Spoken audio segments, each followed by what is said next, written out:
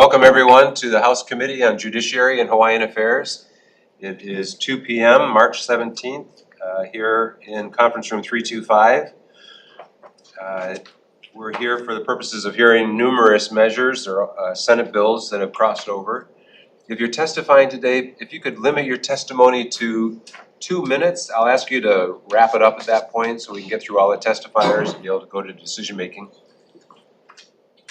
We've got a new microphone system and sound system in the room. They're up in the ceilings here. So just stand at the podium, speak normally, articulate, and it should be able to pick up everything you say. But here's a little hint. It picks up everything you say to your neighbor also. So keep the side conversations to yourself unless you want everyone on YouTube to hear you. If you're testifying on Zoom, please keep yourself muted and your video off until you testify, and then turn it on for that, but turn it off when you're finished with your testimony. If you have technical issues on Zoom, please use the chat function to communicate with our excellent technical staff, and they'll do their best to help you. If you're disconnected unexpectedly, don't panic, just rejoin, and I'll try to fit you in to finish your testimony if we have time. In the event of a power outage or whatever here in the Capitol, and we have to reschedule, I'll make sure to post appropriate notice so you'll know what we're going to be doing when. If you're testifying on Zoom, please avoid using any trademarked or copyrighted images. That kicks us off of YouTube, which is a problem. And when you're testifying, you know, it's okay to disagree, just don't be disagreeable. Please, no profanity or uncivil behavior. Then we'd all be able to do our job better. Thank you very much for being here, because as testifiers, you help the legislators do their job better. So I appreciate you being here, everybody. Okay, let's go ahead and get started. Senate Bill 2055, Senate Draft 1, relating to civil rights. This measure requires the Civil Rights Commission to establish a 24-hour intake helpline for individuals to submit reports of harms from federal deployments in the state. It requires Civil Rights Commission to compile an annual report, hold an annual public hearing on data obtained through the helpline, requires Civil Rights Commission to compile and submit to the legislature and post on its website a monthly preliminary report on data obtained through the helpline, and appropriates funds for a number of positions. First up, we have, thank you. First up, we have Civil Rights Commission. On Zoom? On Zoom, yes. Good afternoon. Chair Tarnas, Vice Chair Porpor, members of the committee. My name is Marcus Kawatachi. I am the Executive Director of the Hawaii Civil Rights Commission. I'm appearing today on behalf of the commissioners of the Civil Rights Commission. And you have testimony in support of this measure. There are three things I'd like to point out, but as a little bit of background, we feel this is a great idea. Not our idea, but a great idea. But once we received this bill, we did have some concern because creating and operating a helpline is not within our wheelhouse and experience. So we actually have started to have discussions and collaborate with Aloha United Way. And we got that idea because we're aware of the Los Angeles County Commission on Human Relations has a similar type of setup. And they work with a couple helplines that are California versus hate and LA County versus hate. So Aloha United Way and then these entities, we all met yesterday as an exploratory meeting. And so some of what we discussed was not included in our written testimony because we had the meeting just yesterday. But the 3 points that I would like to make is that, you know, we think it's a great idea. In order for it to work, and I think for us to effectively serve the public, there are some things that we would request and have concerns about. Number one, the bill asks for this to be a 24-hour helpline.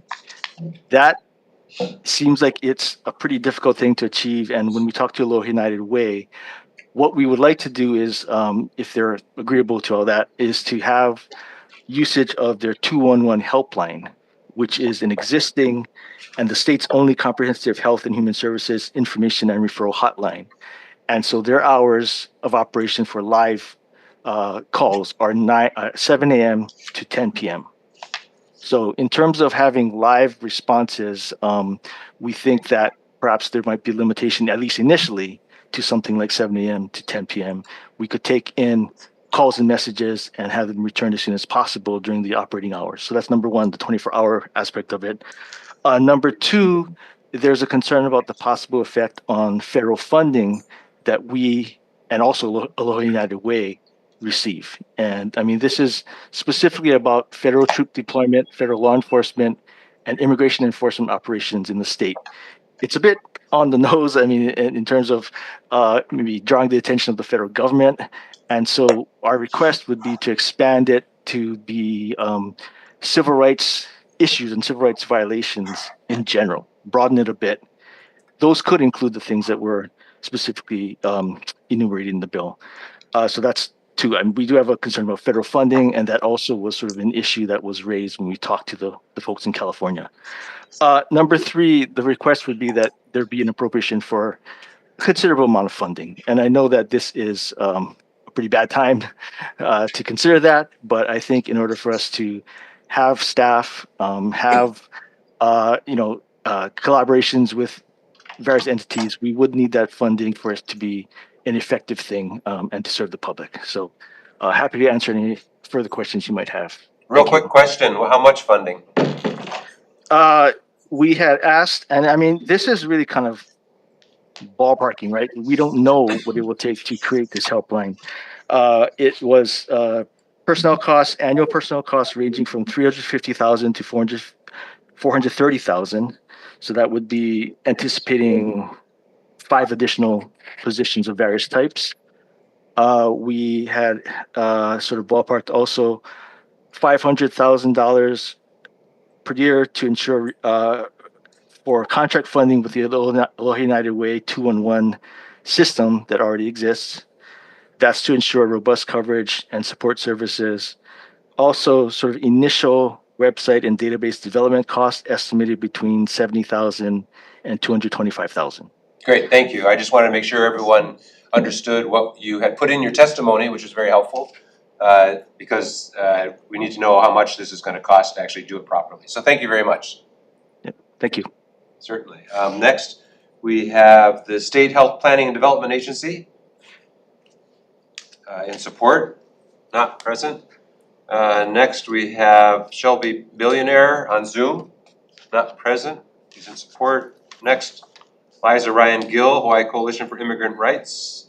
Chair, we're going to stand on our written testimony in support. You have to come up to the podium so everyone in TV land can see you and hear you say that. Chair, and you Vice say Chair. you support. Yes. We are going to, the Hawaii Coalition for Immigrant Rights, representing about 30 immigrant serving organizations across the Pae'aina. We're going to stand on our written testimony in support. Okay, thank you very much. Next person said they wish to testify, Michelle Bartel, Aloha United Way. Aloha, Chair, Vice Chair, and members of the committee. My name is Michelle Bartel. I'm the President and CEO of Aloha United Way.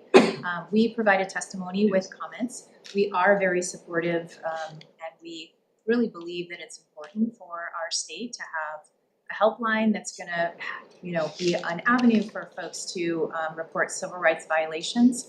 I do want to highlight as well, as you heard from the Civil Rights Commission, we do have some concerns about the 24/7 live helpline. We do feel that we can solve for ways for people to continue to report 24/7, but they would not reach someone live from the hours, we are staffed from 7 a.m. to 10 p.m. They would get a live information and referral specialist who can also connect them up with other services, which is one of the reasons why we feel that it's, 211 statewide helpline really is probably the perfect vehicle to provide support for this and reporting. The concerns about the 24/7 and also broadening it to make sure that we're talking about all civil rights violations to provide folks with that avenue. Other than that, we're very supportive and we feel that we'd like to see this move forward and appreciate the consideration of the committee. Thank you very much. Appreciate your good work at Aloha United Way. Next, Christine Andrews on Zoom. Hi, yes, thank you. I'll stand on my written testimony as well. Thank you for your support of this measure. In support. Okay, thank you very much. Anyone else wishing to testify on Senate Bill 2055 in the room or on Zoom? Yes. Come on up. Thank you, Chair, Vice Chair, committee members. We submitted our Josh Frost out at the ACLU. We submitted our testimony probably very late. Yeah, I got it from Mandy, yep. Yes, so it's our testimony is very short and sweet. We stand in support of the bill and we would also support the requests made by the Hawaii Civil Rights Commission. Great, thank you, Josh. Anyone else wishing to testify in this measure in the room? On Zoom? No. Okay, any questions, members? A question for Ms. Bartel, if I may. Thank you for working with the Civil Rights Commission on this idea. That wasn't their idea, but everyone thinks it's a good idea, and trying to make it work. Right now, do you currently get phone calls that are related to civil rights violations? Is that true? We do not per se, no. Folks know to call us for other referrals. There may be folks that call who we refer them to, various legal rights organizations, but that is not. That's not a common phone call you get? It's not currently, no. Not currently a common phone call? Right. Okay. Do you know if you were to get one such a phone call, where you would refer? Do you have those resources? We do have resources to immigration Immigration attorneys serving, and such? sure. Yeah, Yeah. okay, great. So if you do get a call, you know who to refer the individual to? We do. Okay, great.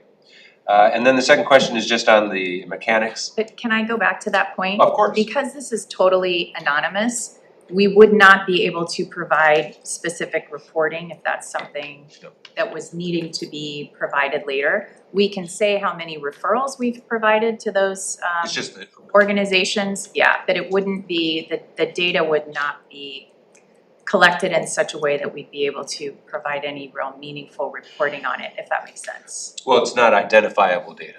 Right. You don't identify it with an individual. Right. It's anonymized. It is totally anonymous, yeah. Okay, great. On the operational side, so from 10 PM to 7 AM is a recording, is that right?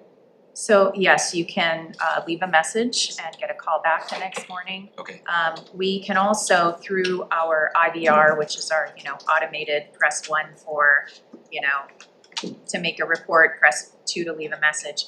We could set it up so that we can refer people directly back to an online intake form.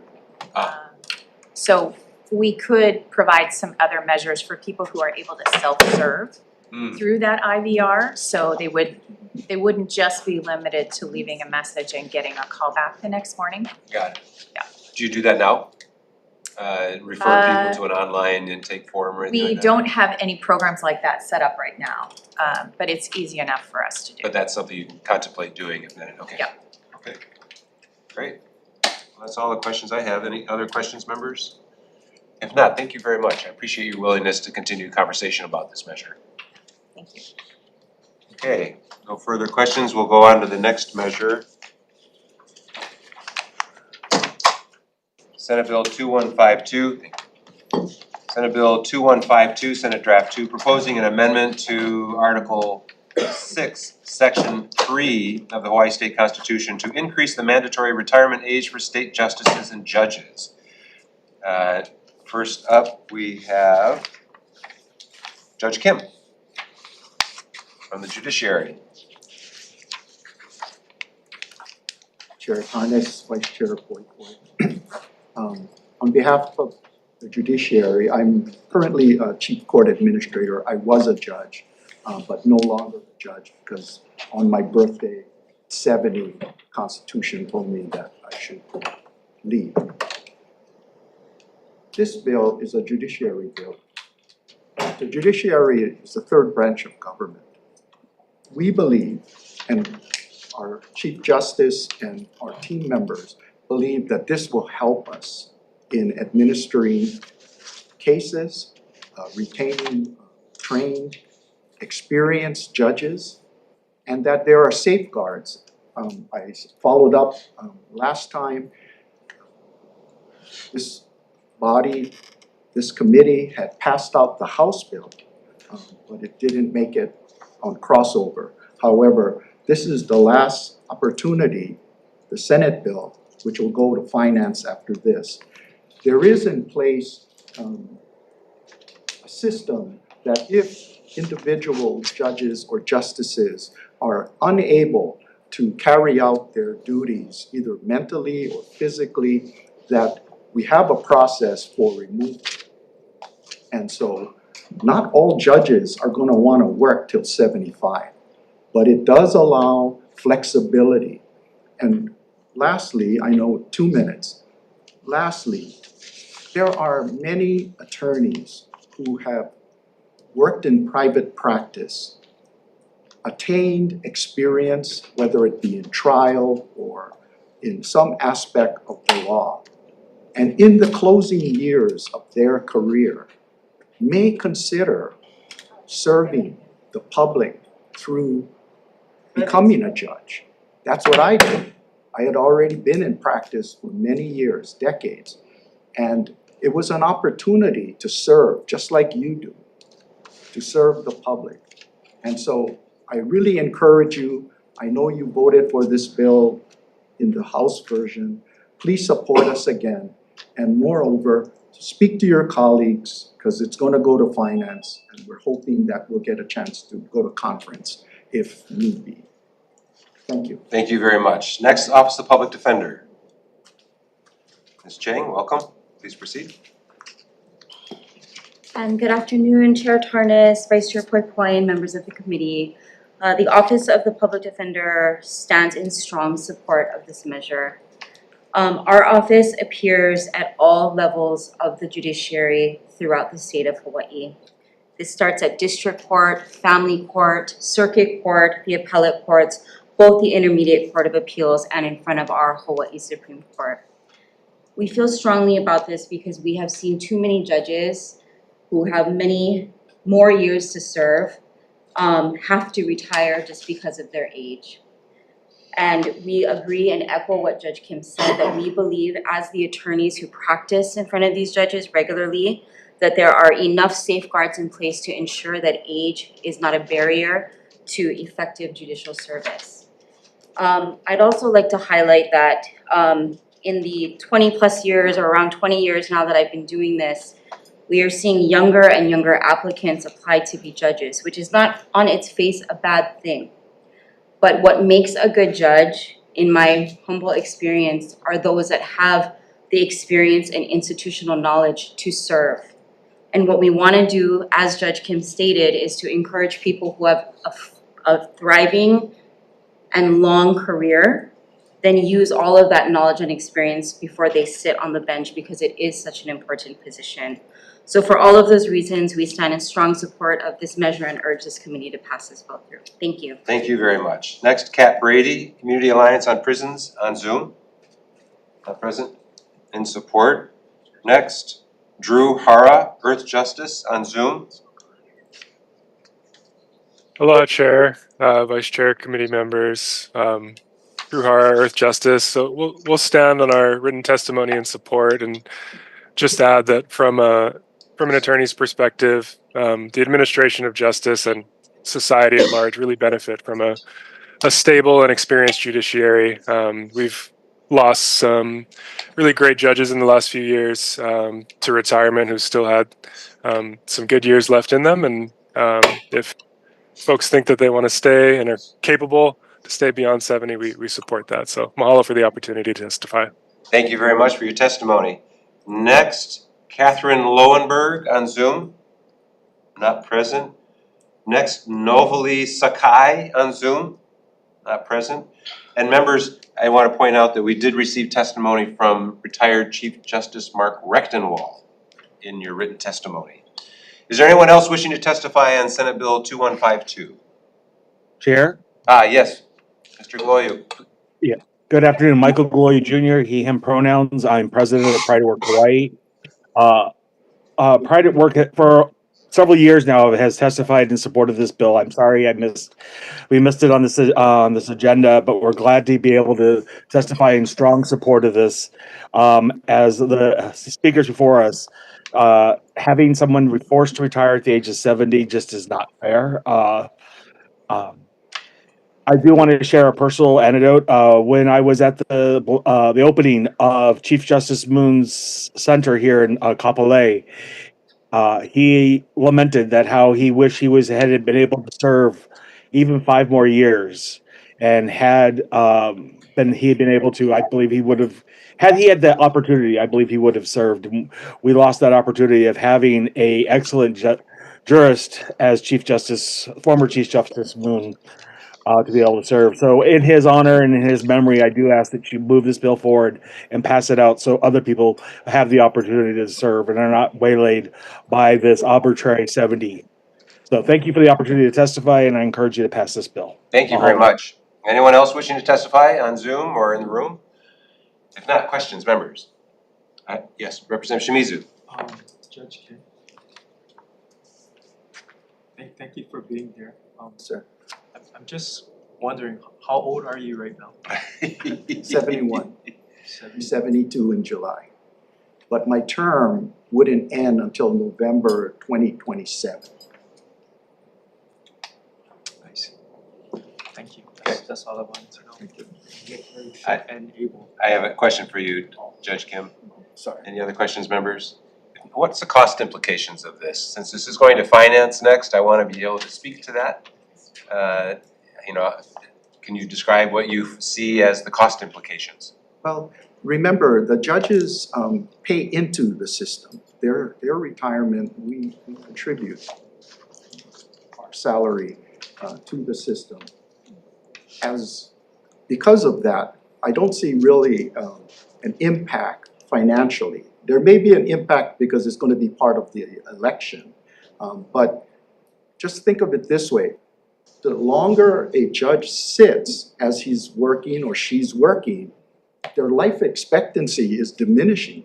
And therefore, on the back end, will they be drawing retirement longer or shorter? So, I understand, and that's kind of macabre, but it's accurate that the longer they serve, the longer they may live during retirement. I appreciate that. But I was wanting to make sure that the members of the public and members of the committee and finance committee understood the cost implications of keeping somebody on as opposed to appointing a new judge. Is all the judges paid the same except for the Chief Justice? But are the other judges, all the other justices in the Supreme Court paid the same? No, there's a difference between district and circuit. Right, but all the Supreme Court justices, Yes, they're all paid the same, yes. except for the Chief Justice, because they've got extra work.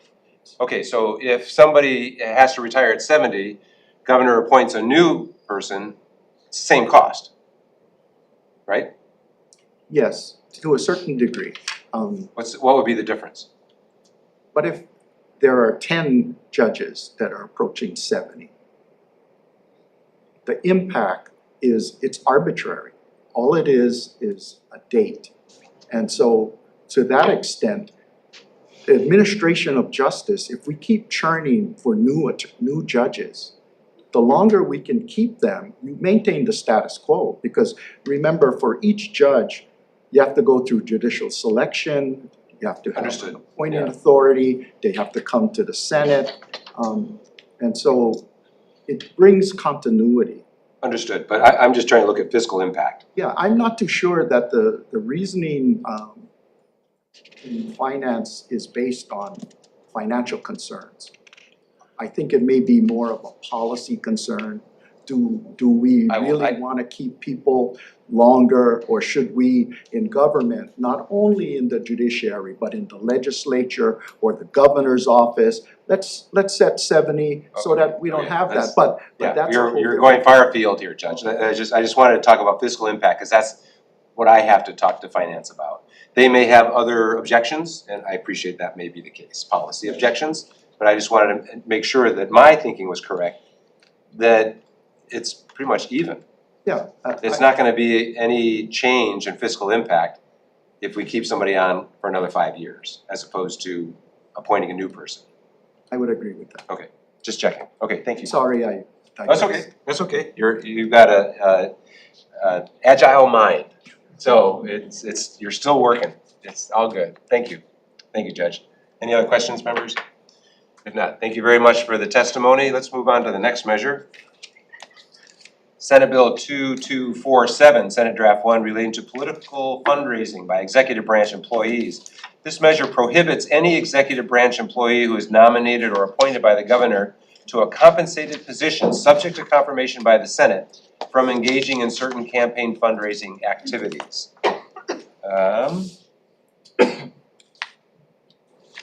First up, we have Campaign Spending Commission on Zoom, in person. Oh, there you are, of course. Good afternoon, Chair Tarnas, Vice Chair Poi Poi, members of the committee, Christy Chang. On behalf of the Campaign Spending Commission, the commission supports this bill. We believe it will help prevent the pay-to-play practices that we've been seeing, as well as, or at least the appearance of that, and represents a step towards improving public confidence in government. Thank you. Thank you very much. Next, Mr. Harris, Hawaii State Ethics Commission. Good afternoon, Chair, Vice Chair. Happy St. Patrick's Day. The State Ethics Commission is in support of this measure. It was created or drafted in response to the widely published allegations of a senior executive member hosting parties and connecting contractors to candidates. And so the intent here is to try to create a common sense, bright line, particularly focused on, again, senior executive members, to ensure that the allegations or concerns about procurement and the decisions between procurement are not tied to political fundraising. Thank you for the opportunity. If you have any questions, I'll be available. Thank you very much. Is there anyone else wishing to testify on Senate Bill 2247? If not, questions, members? If not, thank you very much to the testifiers. Let's move on to the next measure. Senate Bill 2442, Senate Draft 1, relating to purchase of service contracts by the judiciary. This measure, beginning January 1st, 2027, requires contracts for services awarded to community-based organizations by the judiciary in support of fulfilling its statutory mandate to individuals, families, and communities in the state to include certain protections against inflation. It appropriates funds to the judiciary to increase the contract price in existing contracts for certain services provided by community-based organizations in support of fulfilling its statutory mandate to individuals, families, and communities in the state. First up, we have the judiciary with comments. Welcome, Mr. Kimura.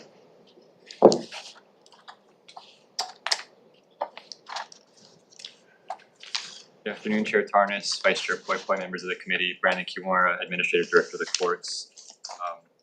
Thank you for the opportunity to testify on this measure. We provide we support in general the intent of the measure to provide additional financial assistance to the providers. They are absolutely an integral part of the justice system and the mission of the courts. That said, we do have some concerns with the structure of the measure, most specifically in that it would provide an automatic increase in appropriations, or it would provide an automatic increase in the contract value. You wish it had an automatic increase in appropriations. Without a mechanism for the automatic increase in appropriations. And that's our most significant concern. We do have other smaller concerns that we've shared in our written testimony, more mechanical, such that, just as an example, we're not opposed to the portion that that would require contracts for multiple years, though we'd point out that there are certain instances where contracts for shorter than that period might be ideal, such as a pilot project. But we're not opposed to the concept to the extent that the intent of the concept is to support the providers and provide more stability and sustainability. So other than that, I'm available for questions. Thank you. Thank you very much. Next, Kat Brady on Zoom, not present. Next, Trish Kajimura, Parents and Children Together. Hello. Aloha Chair, Vice Chair, members of the committee. My name is Trisha Kajimura. from parents and children together. We're a statewide social services provider. We have judiciary contracts specifically in the area of domestic violence. So services such as anger management classes, parenting classes, counseling, and family visitation centers on Oahu and Kauai. I wanted to share a little bit about our family visitation centers because they offer an opportunity for children and their non-custodial parents, an opportunity for supervised visit in a safe center-based location where the parents do not meet. They're very underfunded, and we're facing difficult decisions about those centers and to whether we can sustain them given the funding in our contract. So we ask you to please consider this measure and the different solutions offered within it. Thank you. Thank you very much. Next, Tracy Wilchin, Mediation Centers of Hawaii. Good afternoon, Chair, Vice Chair, members of the committee. I'm Tracy Wilkin. I am the contract administrator for Mediation Centers of Hawaii, which is comprised of the 5 community mediation centers throughout the state. We strongly encourage you to support this bill. It would mean significant support for our operations that have continued to grow over the years without an increase. And in light of the challenging economy and funders now not wanting to fund anymore, we need to make sure that we can continue to support our services. So I'm here for questions. Thank you for the opportunity. Certainly, thank you very much. Next, Elizabeth Kent. Aloha. I'm Elizabeth Kent, and I support this bill because it will help nonprofits that work with the judiciary thrive, and that is good for the state and the individuals that they serve. I have great respect for the nonprofits that provide these services to our community, and I know that they help people in some of the most difficult times of their lives. I've worked with the community mediation centers in a number of different capacities for over 30 years, so I know them the best, and I have great respect for the work that their centers do and for their leadership. Some of the cases that I've worked on as a volunteer are among the most challenging that I've had in my career.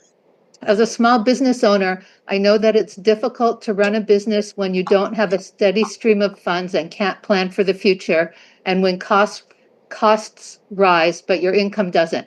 For years, I've watched the centers strive to address these challenges, and they do address them, and they provide quality services to the people in the community who really need those services.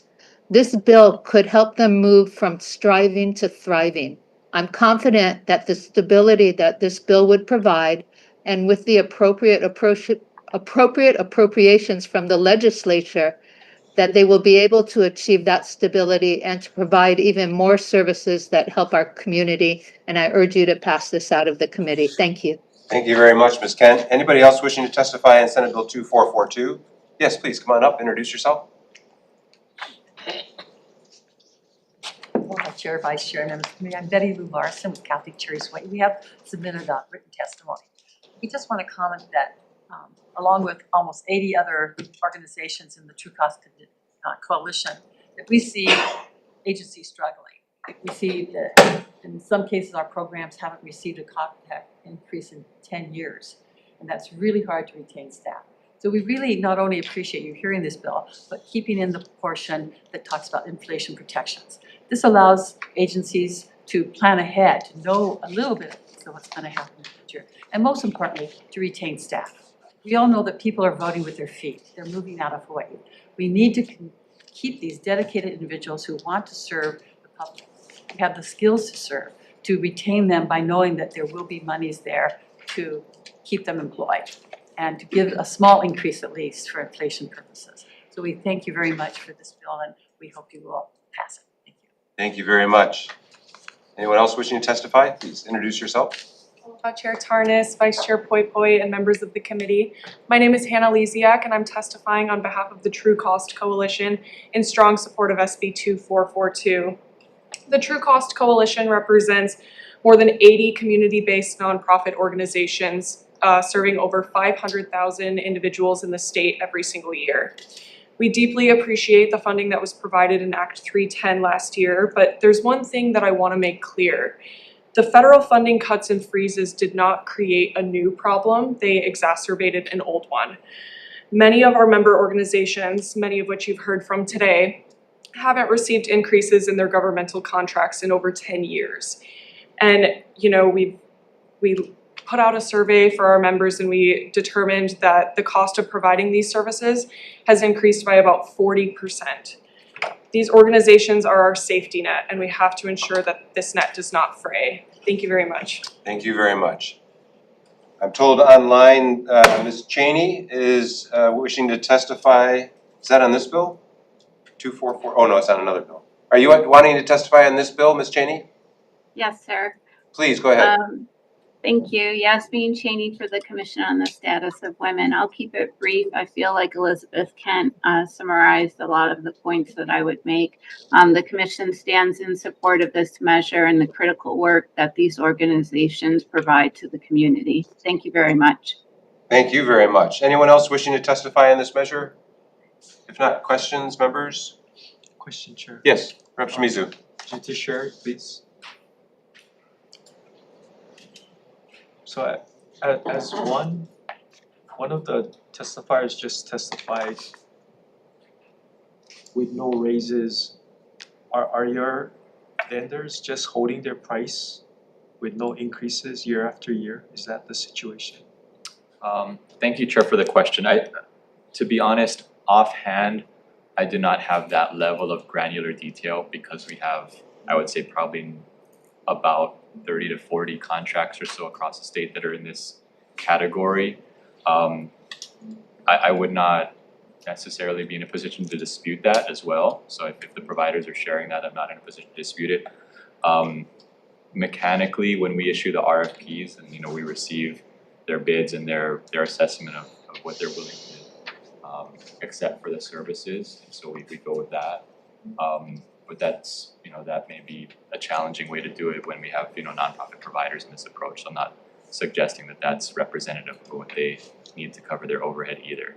Or if that's a response to your question, I can go back, but it would involve a fairly tedious, and we can and will do it if that would be helpful to you in the committee, but of each contract and when the increase went up year over year.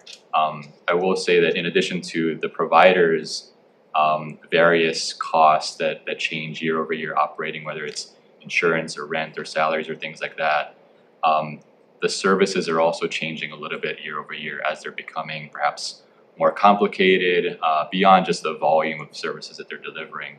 The nature of the services might change slightly if they decide to do additional testing for substance use, et cetera, if that's the question. So it would be very difficult to compare apples to apples year over year.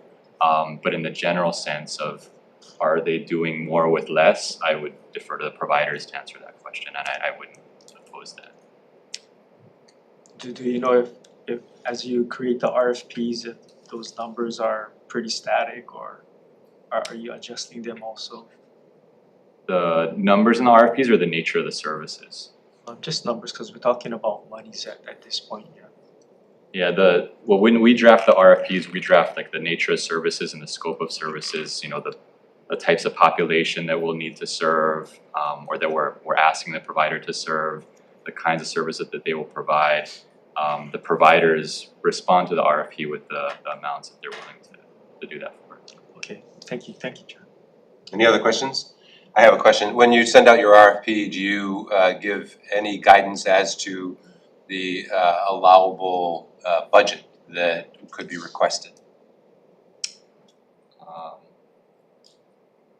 I'm just hearing from the vendors saying that, these providers are saying our costs have gone up 40%, haven't seen an increase in 10 years. Is that because they are not asking for what the true cost is, or are they following a guidance in the RFP so that they don't really ask what they need? That's thank you, Chair, for the question, and I think that's an integral one, and frankly, I do not have that level of detailed knowledge. If you could just find the answer, or a provider who does it year over year may be able to help, but I don't know the answer to that. Well, I think we'll see what the committee decides with this bill, but we're looking at it from the standpoint of the judiciary and how best to serve the clients of the judiciary, And so I think, you know, personally, I'm in support and I'd like to see this move forward.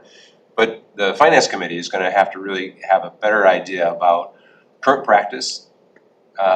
Clearly, they are, you know, we're hearing from these agencies that they are underfunded, and I'm just trying to find out why.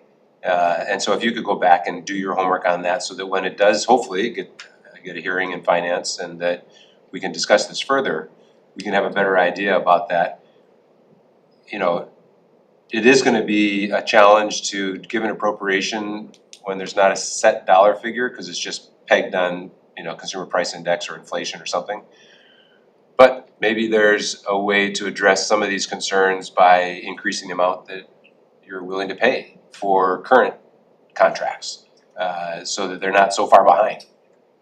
One thing that we have been preparing, Chair, in anticipation, and as we've been discussing this measure internally, is listing all of our contracts and the maximum amounts, and essentially what would the dollar amount be if the legislature were so inclined to increase by a flat amount across the board, whether it be X% or Y%, and what that dollar amount would be, so that it's easier for the legislature to consider. So those are things that we have. That will be helpful, but I think it might also be helpful for you to check in with your vendors, as a selected sample perhaps, and talk to them and say, you know, what is your true cost?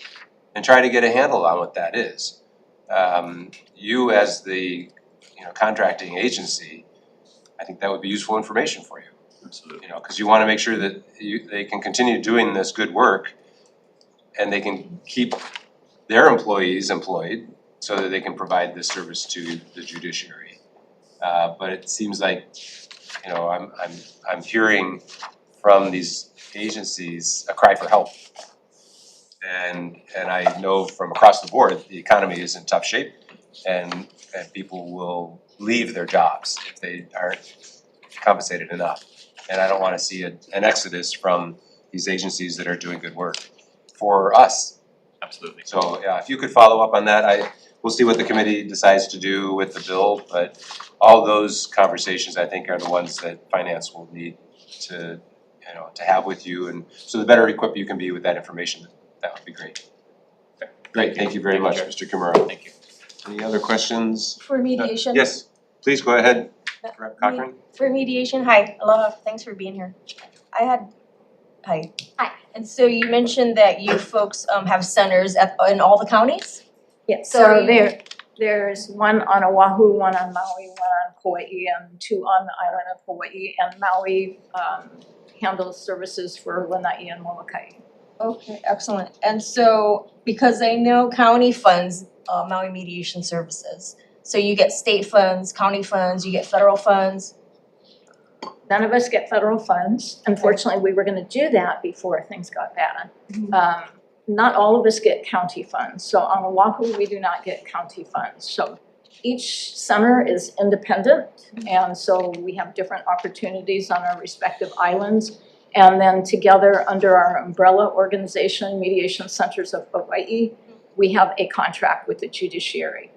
That contract is designed to cover the services that we provide for the courts, which is the, you know, majority of our cases, but we also serve a lot of cases from the community. So that contract covers, for Oahu, it covers approximately 11% of our costs, and approximately 75% of our cases come from the court system.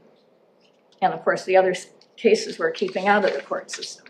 Right, which is good. And so the money you get through the judiciary here, is that paid out to the other counties, or it stays here on this island? Now, so what happens, and so that's why I wear two hats. I'm the executive director of the Mediation Center of the Pacific. I'm also the contract administrator for Mediation Centers of Hawaii. So the contract, and so we have a separate board of directors. The contract from the judiciary goes to Mediation Centers of Hawaii. Those funds are then distributed to all 5 centers. Okay, and so I guess when we talk about funding, currently you said you're up to the 2010 funding level? So, yeah, our contract has, well, so our contract was the same amount of money until 2011, and it was cut by 20%, like most of them. So we were actually less than currently. And then a year ago, the amount that was cut, that 20%, which was $80,000, was restored. So we're at the same amount as we were back even prior to 2011. Okay. Okay, I was just trying to get a handle, because I'm just sorry, Chair, but, because mediation services, I know county helps, but you said helps fund that. And every year we do either flat or an increase of 3%. Typically there, so I can't speak for other counties or here for this island, but I know that their services as a whole, as you say, there's different moving parts. But those moving parts collectively, I think, can address how much judiciary annually, if they had to do an ongoing, calculation, could say X amount dispersed in this manner, or and what have you. So, yeah, it's gonna be a challenge to figure out Okay, thank you. exact funding. Thank you. Thank you very much. Any other questions, members? If not, thank you very much to the testifiers. Thank you, Mr. Kimura. Okay, let's move on to the next measure, Senate Bill 2499 relating to vacancies. This measure amends the processes for addressing party candidate and state senator vacancies. First up, Mr. Nago, Office of Elections. Good afternoon. Thank you for the opportunity to testify in support of this measure. This bill aligns the vacancy process with the Federal Uniform Overseas Citizens Absentee Voting Act and allows us to meet the 45-day mailing requirement for ballots for overseas voters. And I'll be available to answer any questions. Thank you. Thank you very much. Anyone else wishing to testify on Senate Bill 2499? On Zoom? No? Any questions, members? I have a No? question. Yes, Rep. Shimizu. Mr. Nago, so this bill is extending the time given to you 50 days to 57 days, yeah? Just that 7 days is gonna be enough? Yeah, so what we are required to do based on the federal law is to mail out those ballots 45 days prior. And to do all that requires us to print the ballots, to program the machines, do all that. And so this does it gives us more time to do all that. Previously, we could do that because we could hold up the ballots for that affected Senate district. But with the systems we have, voting systems we have now, we're not able to do that. So we'd have to hold up the whole election just for that one vacancy. That's why we're asking for the Right. So 7 additional days is sufficient? It's not, I'm not sure it's 7 days. It's just a matter of when the timing happens. Okay, alright, thank you. Okay. Thank you. Thank you. Thank you, Chair. Any other questions? If not, thank you very much to the testifiers. Thank you. Okay, let's move on to the next measure. Senate Bill 2143, Senate Draft 1 relating to the Chief Election Officer. This measure establishes an order of succession for an interim Chief Election Officer in the event of a vacancy in the position of Chief Election Officer until the Elections Commission appoints a new Chief Election Officer. First up, we have the Hawaii State LGBTQ+ Commission. On Zoom? Wait, okay. In support, next, Michael Galoyu on Zoom. Good afternoon again. Michael Galoy Jr., he, him pronouns, president of Pride at Work Hawaii. We stand in full support of this measure. Having continuity of government is imperative, especially when it comes to our elections. I was actually shocked to find out that there was no order of succession to take care of to certify our elections.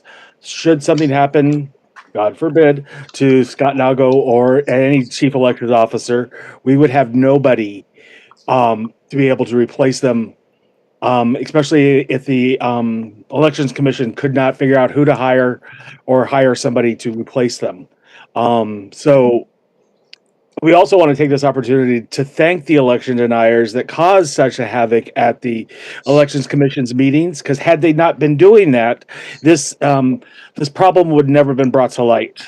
It's something that I've heard about, several of us have heard over the years, but by the problems they caused there, they've helped bring this to light that we absolutely do need this. And I can't understand why anybody would be against making sure we have somebody there to certify elections, that we have a chain of custody, as it were, continuity of government when it comes to our elections, and making sure that they're certified in a timely manner so that we all can trust the results. So thank you for hearing this bill on behalf of Pride at Work.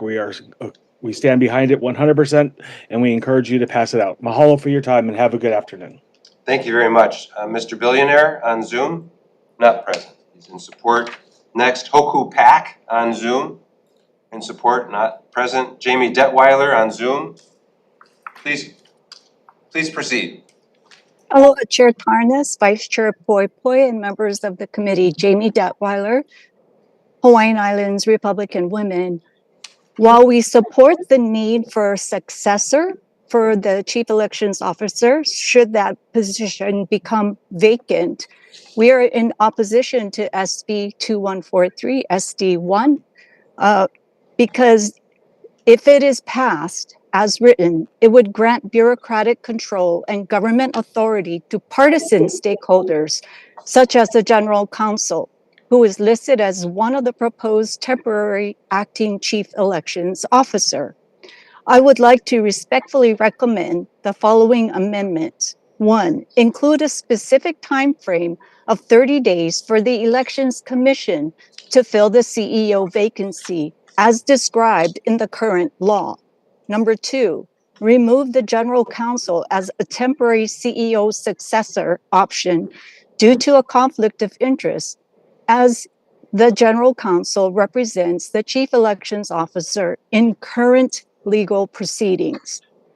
May I respectfully remind this committee that the Hawaii Revised Statutes 11-1.6, the appointment of a Chief Elections Officer, shall be appointed by the Elections Commission without regard to Chapter 76, and shall meet expeditiously to select and appoint a new election officer. In conclusion, please consider supporting future legislation for citizens to elect a Chief Elections Officer. We are the only state that doesn't do that. Thank you for the opportunity to testify and for your consideration and recommendation of these amendments. And sir, Chair Tarnas, I would like to respectfully make a comment to address decorum. To criticize other people with different opinions is not acceptable in this forum. I don't think so, but I will yield to you for that, Chair. Thank you. Thank you for the opportunity to testify. I appreciate your reminder to all testifiers to maintain decorum and not cast dispersions on anyone else. So thank you, Ms. Detweiler, for that reminder. Thank you. Anyone, let's see, next person, Marlene Tom, Indivisible Hawaii Statewide Network. Not present on Zoom? Nope. Marlene Tom on Zoom? No. Okay. Next is Christine Andrews on Zoom. Aloha, Chair, Vice Chair, members of the committee. I'll stand on my written testimony in support of this bill and appreciate the time. Thank you. Thank you very much. Doug Pasnick on Zoom, not present. Tara Gregory on Zoom. Aloha, can you hear me? Yes, I do hear you. Please proceed. All right, great, thank you. Aloha, Chair, Vice Chair, members of the committee. My name is Tara Malia Gregory. I stand in opposition to SB 2143. While I really appreciate the intention of it, the way it's currently written does need some meaningful amendments. I have been at the forefront of the election integrity conversation here in Hawaii since 2024, and there has, up until now, been little engagement from most leadership regarding this. I do understand the intent of this bill, and it is to ensure continuity with the Office of Elections during a vacancy. However, as it's written, it does prioritize internal continuity over public accountability by allowing automatic internal succession while requiring the commission to meet expeditiously. When it comes to expeditiously, it's not a standard, it's just a suggestion. So this bill should be amended to require the commission to determine and appoint a new chief elections officer within 30 days of vacancy. The reason I say that is in the interim, any acting chief elections officer should serve in a limited temporary capacity, so restricted to administrative continuity only, with no authority to make permanent policy or procedural changes. At the same time, the Elections Commission should be required to conduct a transparent selection process. So that includes public notice of applicants, a public hearing with finalists, and a written explanation of the final decision. As someone who does regularly participate in public meetings lasting 5 to 6 hours, I can confidently say that this process can be completed within 2 meetings and a voting meeting, roughly 18 hours of deliberation. So this is not a matter of time, it's just more about accountability. I want to briefly address concerns around the cost. These amendments do not create new programs or require additional staffing, just as Ms. Detweiler just spoke of briefly. They operate within the existing authority of the Elections Commission under HRS Chapter 11. In fact, a defined timeline and transparent process reduce prolonged vacancies and prevent inefficiencies and minimize the risk of costly management or mismanagement.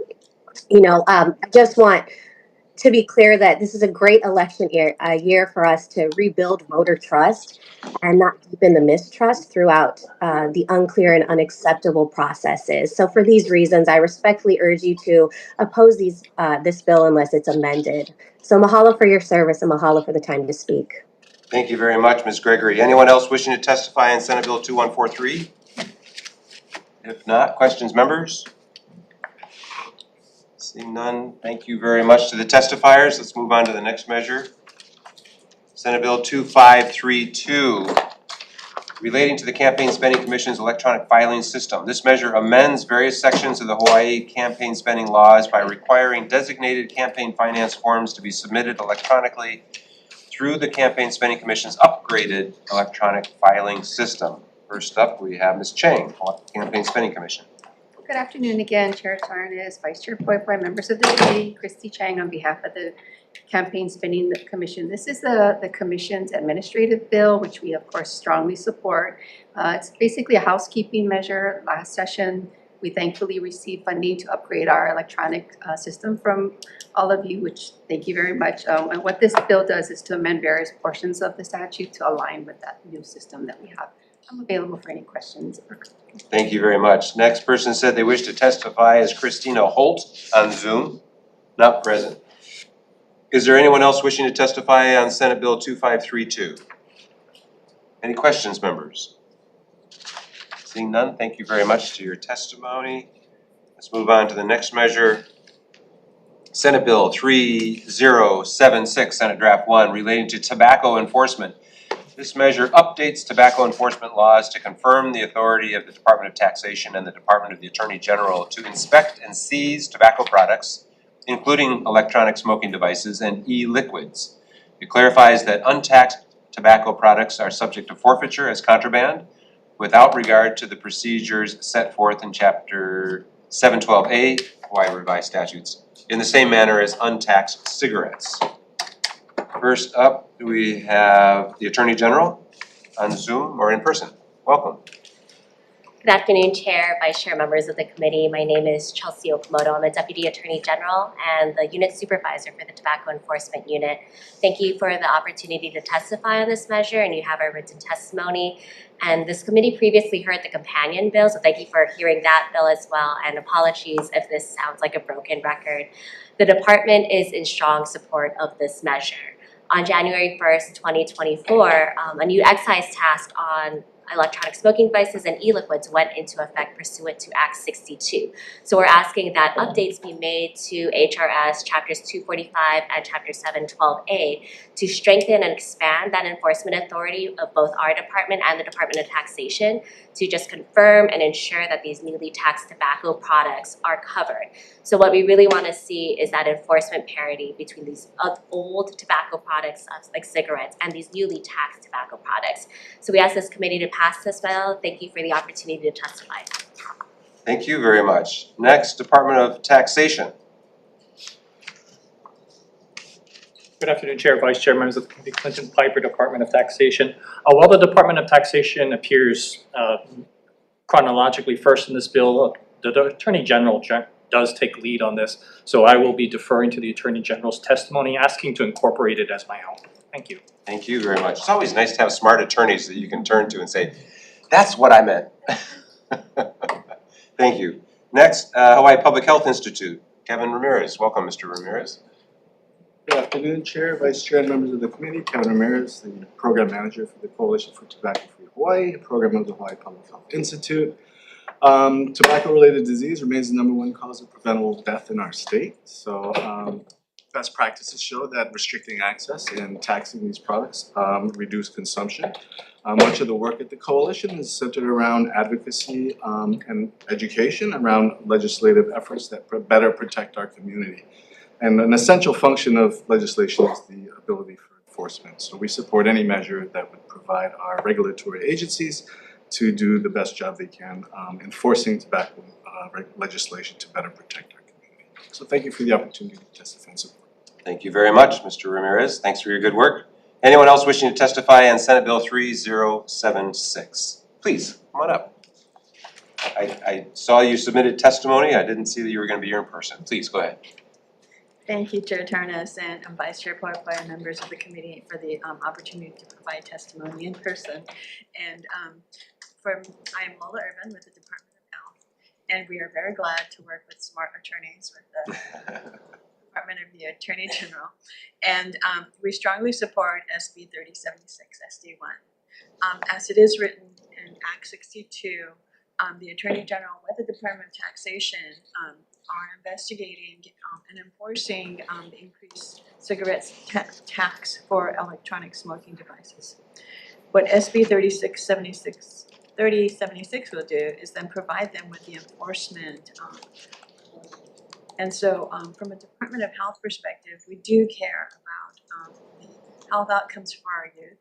And what we know is that middle school students are increasing their frequency of use and their experimentation with e-cigarettes. So these products are still available to our young children.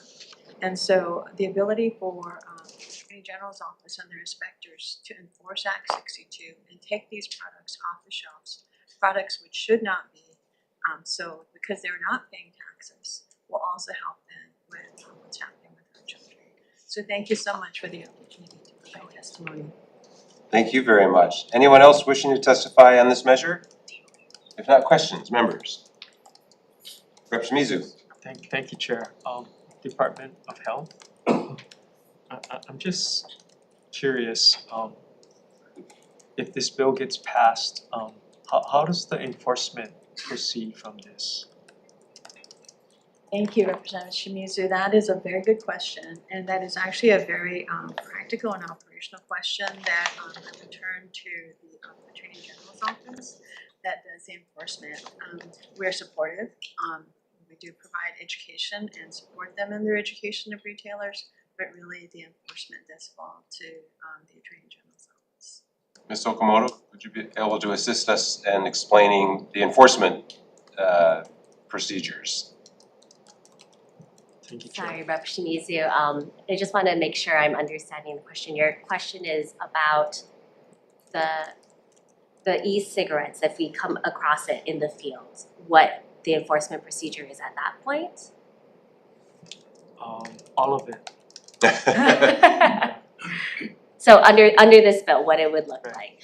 So currently right now, if we come across an untaxed cigarette in the field, we can seize it like contraband. We don't need to go through an asset forfeiture proceeding. So it would be considered like contraband if we saw maybe like methamphetamine. something like that, of that nature. So right now, we're just trying to make sure we have the same type of enforcement authority for these other untaxed products that are similarly causing the same harm as cigarettes, right? And so we just want to make sure that across the board, we're not having a different type of enforcement procedure for a different type of tobacco product. We just want to make sure it's across the board the same. Great, thank you. Thank you, Chair. Thank you very much. Anyone else? Yes. And thank you for Cochran? being here. So this is trying to update or create a state seizure and forfeiture authority. I mean, there's already that in place, but you're adding in these products to be able to. Yes, so it's already, with cigarettes, we already have that enforcement authority. We've had that on the books for a very long time. But now we have all these new types of tobacco products that are similarly dangerous to consumers. And so we want to make sure that we're treating all the products with the same enforcement authority, with the same parity. And that's what we're looking for with this bill. And follow up. And so procedurally, the forfeiture of this contraband, the procedures and the way you process will be the same? Yes. Okay. As like untaxed cigarettes. Okay, and so the asset forfeiture law, you're utilizing that same law with these products too. So I guess taking a step back, in 712A, which is the asset forfeiture law, there's a specific carve out right now for untaxed cigarettes. And for those types of products, when we come across it in the field, we have a carve out where we don't need to go through the same procedures as asset forfeiture. And so we're asking for that same carve out for these untaxed tobacco products where we don't need to go through that entire procedure. We can seize it on the spot. Sorry, one last one. And so does this reduce like the due process for the person who's being, who's being the individual safeguards for them with forfeiture? And I mean, you have a procedure in place. I mean, you're able to, is there like a due process, I guess, in this whole? I understand. So right now with untaxed cigarettes, right now that procedure, and that's in statute, that untaxed cigarettes have that carve out where it's treated as contraband. And so you are in possession of something that is labeled as contraband and you should not be in possession of it. And then we should be seizing it. And that's just how the law is right now. Yeah. And so we're trying to expand that to all the other types of tobacco products that fall in that same category. And it's just a fairness thing, right? If you're selling cigarettes and you're already subject to that, what about all the other tobacco products that are out there and they don't have the same type of laws applied to them? It's just, we're really looking for consistency in our enforcement laws right now. Okay, all right. Thank you for that explanation. Thank you, Chair. Thank you very much. Thank you very much for the testimony. Any other questions, members? If not, let's move on to the next measure. Senate Bill 2727 relating to discrimination. This measure lengthens the statute of limitations to file a complaint of discrimination with the Hawaii Civil Rights Commission to 1 year. First up, Hawaii State Commission on the status, let's do the Hawaii Civil Rights Commission first. Is Mr. Kawatachi online? Please proceed, Mr. Kawatachi. Same here. Good afternoon again, Chair, Vice Chair, members of the committee.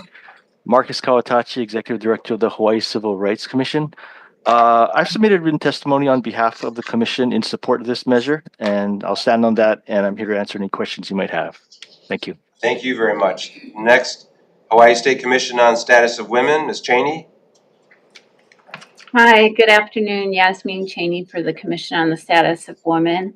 The Commission stands on its written testimony in support of this measure as victims of discrimination often experience barriers or delays in reporting, which this extension in the statute of limitation addresses. Thank you for your consideration and support. Thank you very much. Sandy Livingston, Hawaii State LGBTQ+ Commission. On Zoom, not present. Michael Koloyu, on Zoom. Not present, he's left for another hearing, no doubt. Anyone else wishing to testify on Senate Bill 2727? If not, questions, members? For Mr. Kawatachi? Kawatachi. Yes. Oh, aloha, hi. Aloha. So this is wanting to extend 180 days to a year.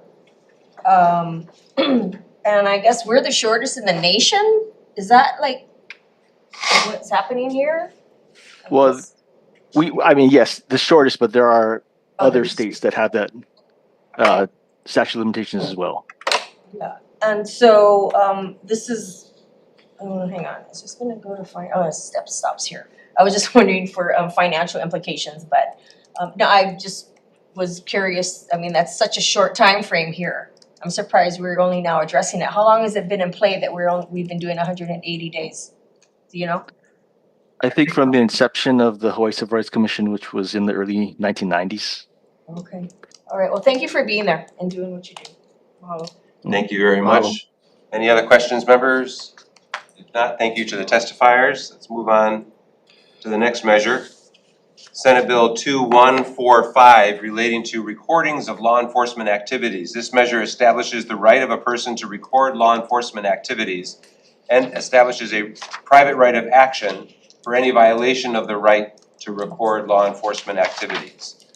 First up, Haley Chang. I saw you get up to move. I said, wait, no, we got another one. And good afternoon again. The Office of the Public Defender supports this measure. We do recognize that it codifies something that our Supreme Court has already stated should be the law. These measures are important, and I've been asked questions in regards to this measure as to why do we need to codify something if the Supreme Court has already said so. And our response to that is we think that time you codify something, it obviously makes it much clearer. Not everybody reads Supreme Court opinions, but it's very easy for people to refer back to our statutes. Additionally, we hope that this will, the codification of this measure will also help encourage the training of law enforcement who may just not know and may need to be told that citizens have these rights to do that. And of course, we maintain that none of this is intended to suggest that we stand for or support any interference with law enforcement responsibilities. But our citizens do have a First Amendment right to record law enforcement as outlined in the case. So thank you for the opportunity. I'll be available for questions. Thank you very much, Ms. Chang. Next, Honolulu Police Department on Zoom, Arnold Saguccio.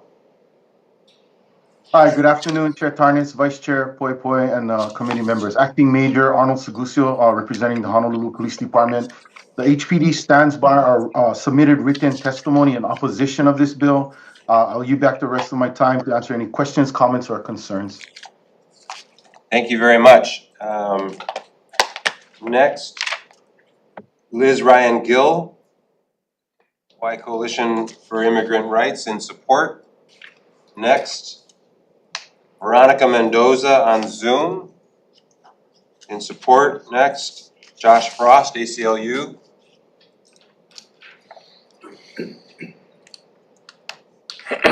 Thank you, Chair, committee members. Josh Frost again with the ACLU of Hawaii. We stand in strong support of this bill. You have our testimony, so I won't go through it again. I just wanted to, echo what the public defender said, all of it. We also believe that the right to record is important for over-policed and disproportionately policed communities, and the ability to record and share recordings online is sometimes the only proof that communities or victims have when police overstep. So we hope you'll move the bill forward. Thank you. Next, we have Christine Andrews on Zoom. Hello, Chair, Vice Chair, members of the committee.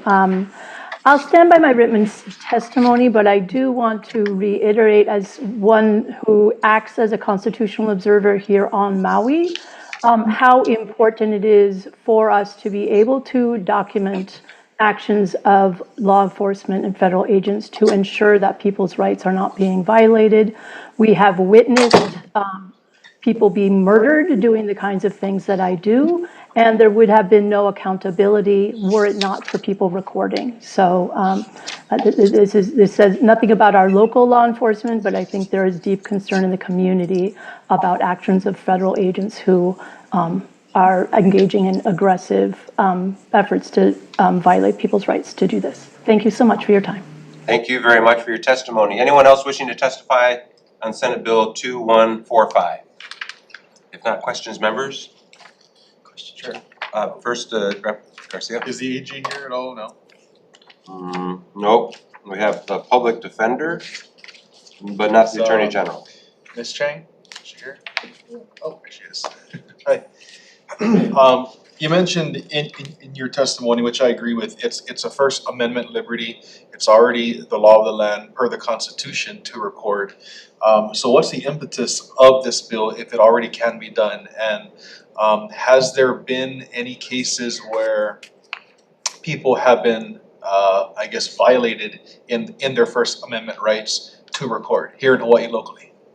Well, I think the Supreme Court case, as we cited in our testimony, State v. Russo, is exactly the type of conduct that we want to ensure does not happen. And thank you for the question about the First Amendment, because yes, it is what we believe a well-established right. However, what this measure does also do is articulate certain things that law enforcement cannot do, which is of course stop the recording and also seize recording devices as well. Has that happened here? Yes, so I do believe it's a matter of training. Another thing that I'd like to highlight is that some of the feedback or questions that I've received on this measure is police officers now have body cameras. So why would we need this if our law enforcement is recording? And to that, I would say that first of all, activating your body-worn camera is up to the discretion or the responsibility of the officer. And more than you would think, sometimes they neglect to do that, and it could be because of the stress of the situation, the emergency, but they fail to activate. Another thing that I would like to point out is that our plainclothes officers are not required to wear body cameras. So our crew division, they don't have body cameras. Our plainclothes detectives, they don't have body-worn cameras. So for all of these reasons, I think it's important to codify it and to articulate the boundaries of what our law enforcement can and cannot do. Thank you. And just a quick follow-up, Chair. Sure. Do you see, Ms. Chang, any potential conflict if someone, is, say, they're pulled over or they're stopped on the sidewalk and they start recording the police officer because they're in fear of whatever? That's fine, that's their right. If the officer wants to make an arrest or do something like that, and he makes the arrest, their camera has to go away somehow. What do you see? Do you foresee any problems there with them claiming constitutional violations at all of you're stopping my right to record what's happening and stuff like that? No, I think the section 2 of the proposed measure addresses that exact situation, because we do not want to escalate any kind of situation. Safety and proper police procedure is of paramount concern. And I believe the bill clearly articulates that if you have been arrested or have been detained or placed in custody, that right goes away. And now we have to follow police protocol. And as part of the law enforcement would be better able to answer this question, but you should not be having access to your personal devices like your phone or bags or anything like that if you are detained and in custody. Got it. Thank you. You're welcome. Dr. Mizu? Yeah, for Ms. Chang.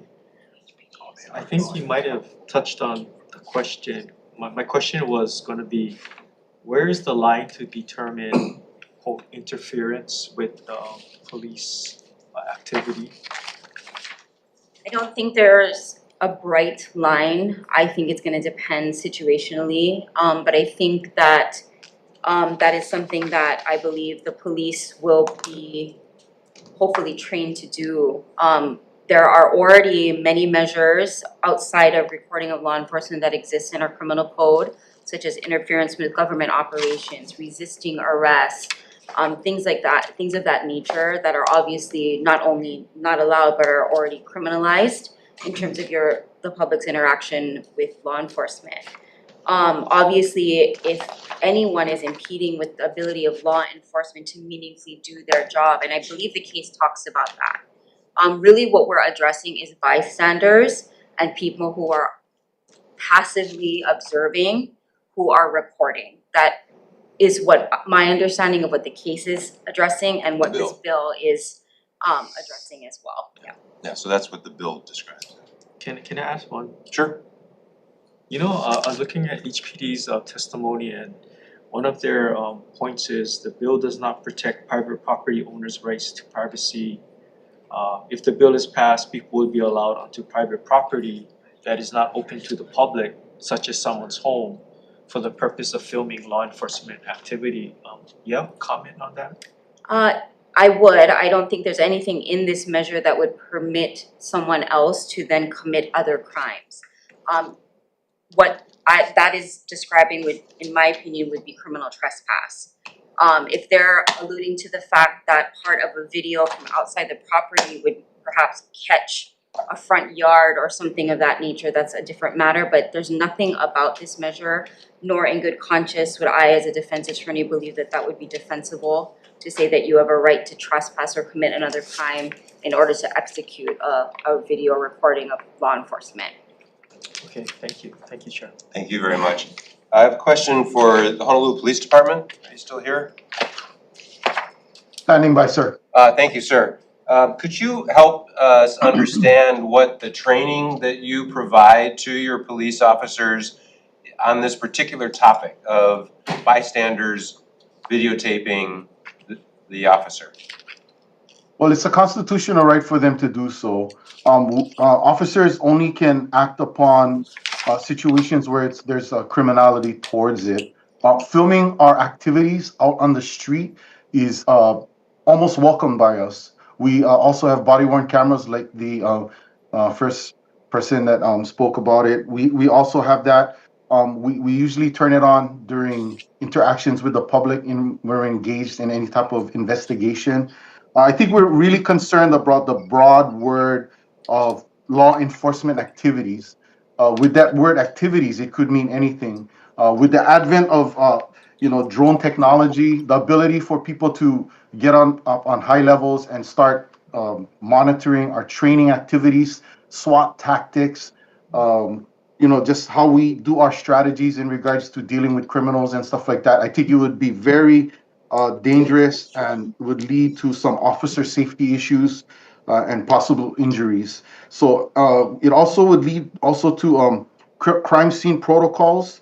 That would mean that people with these drones could possibly start filming our crime scene activities, which would lead to bad case integrity, and then it would cause us to have situations in a court situation.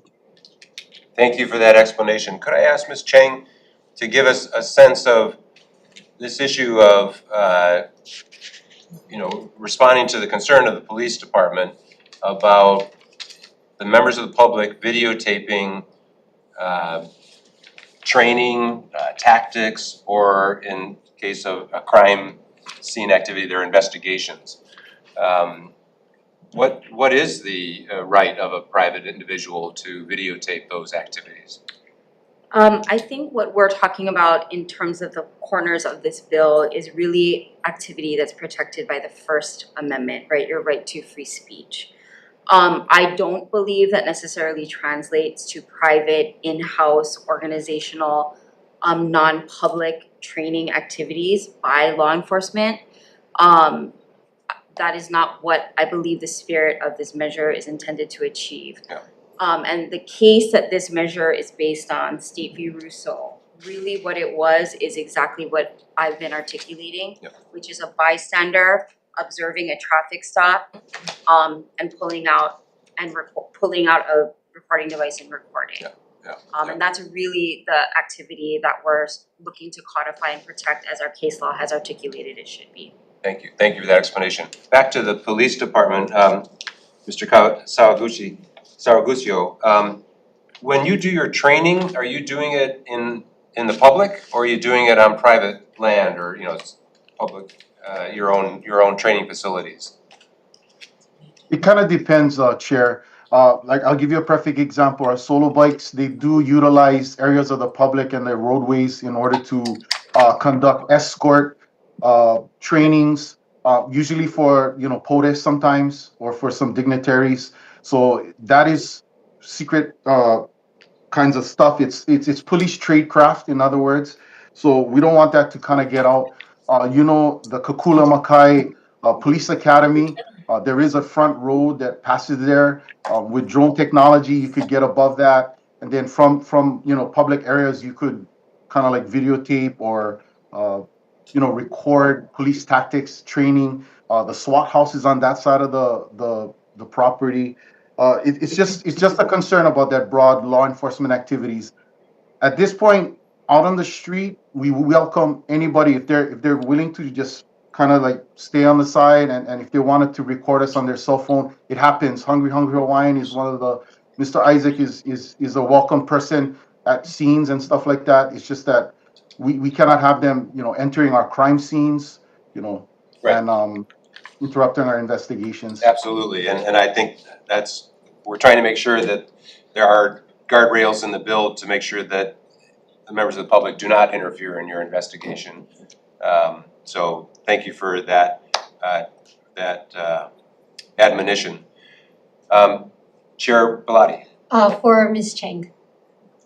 I kind of just want to put this argument to bed. HPD in their testimony says this bill does not protect private property owners' right to privacy. If this bill is passed, people would be allowed onto private property that is not open to the public. I guess as I look at this bill, there's nothing in this bill saying that a private property owner could say, no, I don't want you here. And you are not allowed on this property. Correct. Okay, so, and a private landowner always retains that right to say no to the public member, you're not allowed to be here. Correct, and that would also extend to the use of drones. So for example, if someone is in a private area on private property and someone was trying to use a drone to record not constitutionally protected free speech activity, that would not be permissible, and that's not protected by the Constitution. So I think that can be akin to what law enforcement's concern is about possible drones accessing what is not meant for public consumption. Okay, thank you. Yeah, thank you. Thank you. Thank you very much. I appreciate the input from you, Ms. Chang, and thank you to the Honolulu Police Department for helping us understand better your concerns as well as your training. So thank you very much, Mr. Segusio. Any other questions on this measure, Senate Bill 2145? Sure. Yes. I guess Ms. Chang first, please. Hi, thanks for being here. And so as written, you are very confident that this bill does support the constitutional right and also covers the, unduly interference of the public in, police activity. I believe it There's a does, good yes. balance. Okay, Yes. I just wanted to, Yes. for your reinforcement and confidence that it Yes. does. Okay, very Thank good, you. thank you. Thank you very much, Rep. Cochran. And for the Honolulu Police Honolulu Police Department? Yeah, I just had a question. Yeah, I'm sorry, the last Mr. name. Segusio. Aloha. Yes, President. Thanks for being here. So the drone issue, if in fact you have some, top secret missions and training that you're doing and you would not like it to be publicly known and perhaps, drones may be in the area or you cite something, are you able to get, I don't know if it's FFA or the local airports to do like a no-fly zone for such drone activity to protect yourselves? Yes, so I'll give you a perfect example. We did that for the Honolulu Marathon. There was individuals that were violating the air restriction zones. We located those people and those people were addressed. However, we cannot, that kind of implores that we're going to know everywhere that we're going to do the training. But I just wanted to add this, right? So I did check with our professional standards office in regards to any type of investigations in regards to our officers, Honolulu Police Department officers engaging in these types of activities. And there was only one situation. However, that situation was also recorded on body-worn camera and those officers were exonerated in regards to that. Mm-hmm. Okay, well, thank you for your time, sir. Thank you, Chair. Thank you very much. Any other questions? If not, thank you to all the testifiers on this measure. Let's move on to the next measure. Senate Bill 2312 relating to government contracts. This measure amends the Uniform Information Practices Act, often called UIPA, to require the contracted party of each contract to perform an agency function to retain records following the retention schedule of the agency and to provide the agency access to the records upon request. It establishes that all records retained by an agency function contractor shall be deemed government records for the purposes of UEPA. It exempts contracts entered into by the employee's retirement system. And on this, we have Department of Commerce and Consumer Affairs. Not present. Next, Department of Human Resources Development. Not present. Next, Attorney General. Madam Chair, Vice Chair, members of the committee, Charles Lee, Deputy Attorney General. We submitted our strong opposition to this bill, and the reason is this, so to explain what this bill does is, this bill would amend the UEPA, Uniform Information Practices Act, to require every contract to perform an agency function to include provisions requiring the contractor to retain records under the agency's retention schedule and provide the agency access to those records upon request.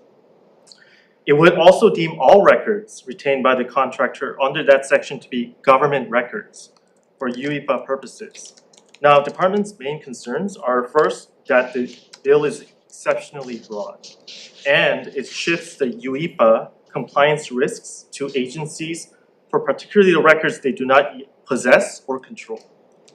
Second, it increases contractor burden and likely raises costs to the state. Therefore, we respectfully request that the committee hold this bill. And I just want to note finally that our department is willing to work with stakeholders, I believe like Public First Law Center, between legislative sessions to prepare a compromise that makes transparency a priority while ensuring the state's ability to manage its operations efficiently. Thank you, and I'll be available for any questions. Thank you very much. Department of Land and Natural Resources. Aloha Chair, Vice Chair, members of the committee, Luke Sarvis with Tue Mar. We also stand in opposition. Thank you. Next, Jade Futai, Director, Department of Labor and Industrial Relations. Aloha Chair, Tarnas, Vice Chair Poi Poi, David Rodriguez with Department of Labor and Industrial Relations. We stand in our testimony opposition. Thank you. Just curious, is it the same reasons that the Attorney General had mentioned? Yes, I would actually defer my questions to the Attorney General. Okay. Next, State Procurement Office. Chair, Vice Chair, members of the committee, Dana Omiya with the State Procurement Office. We stand on our written testimony in opposition to this measure. Is it the same concerns that the Attorney General has brought up? Yep. Okay, thank you. Next, Department of Corrections and Rehabilitation. Good afternoon, Chair, Vice Chair, members of the committee. Melanie Martin, Deputy Director for Administration with the Department of Corrections and Rehabilitation. We stand in opposition to this bill for the same reasons articulated by the Department of the Attorney General. Thank you. Thank you. You saved me from asking the question. Office of Information Practices.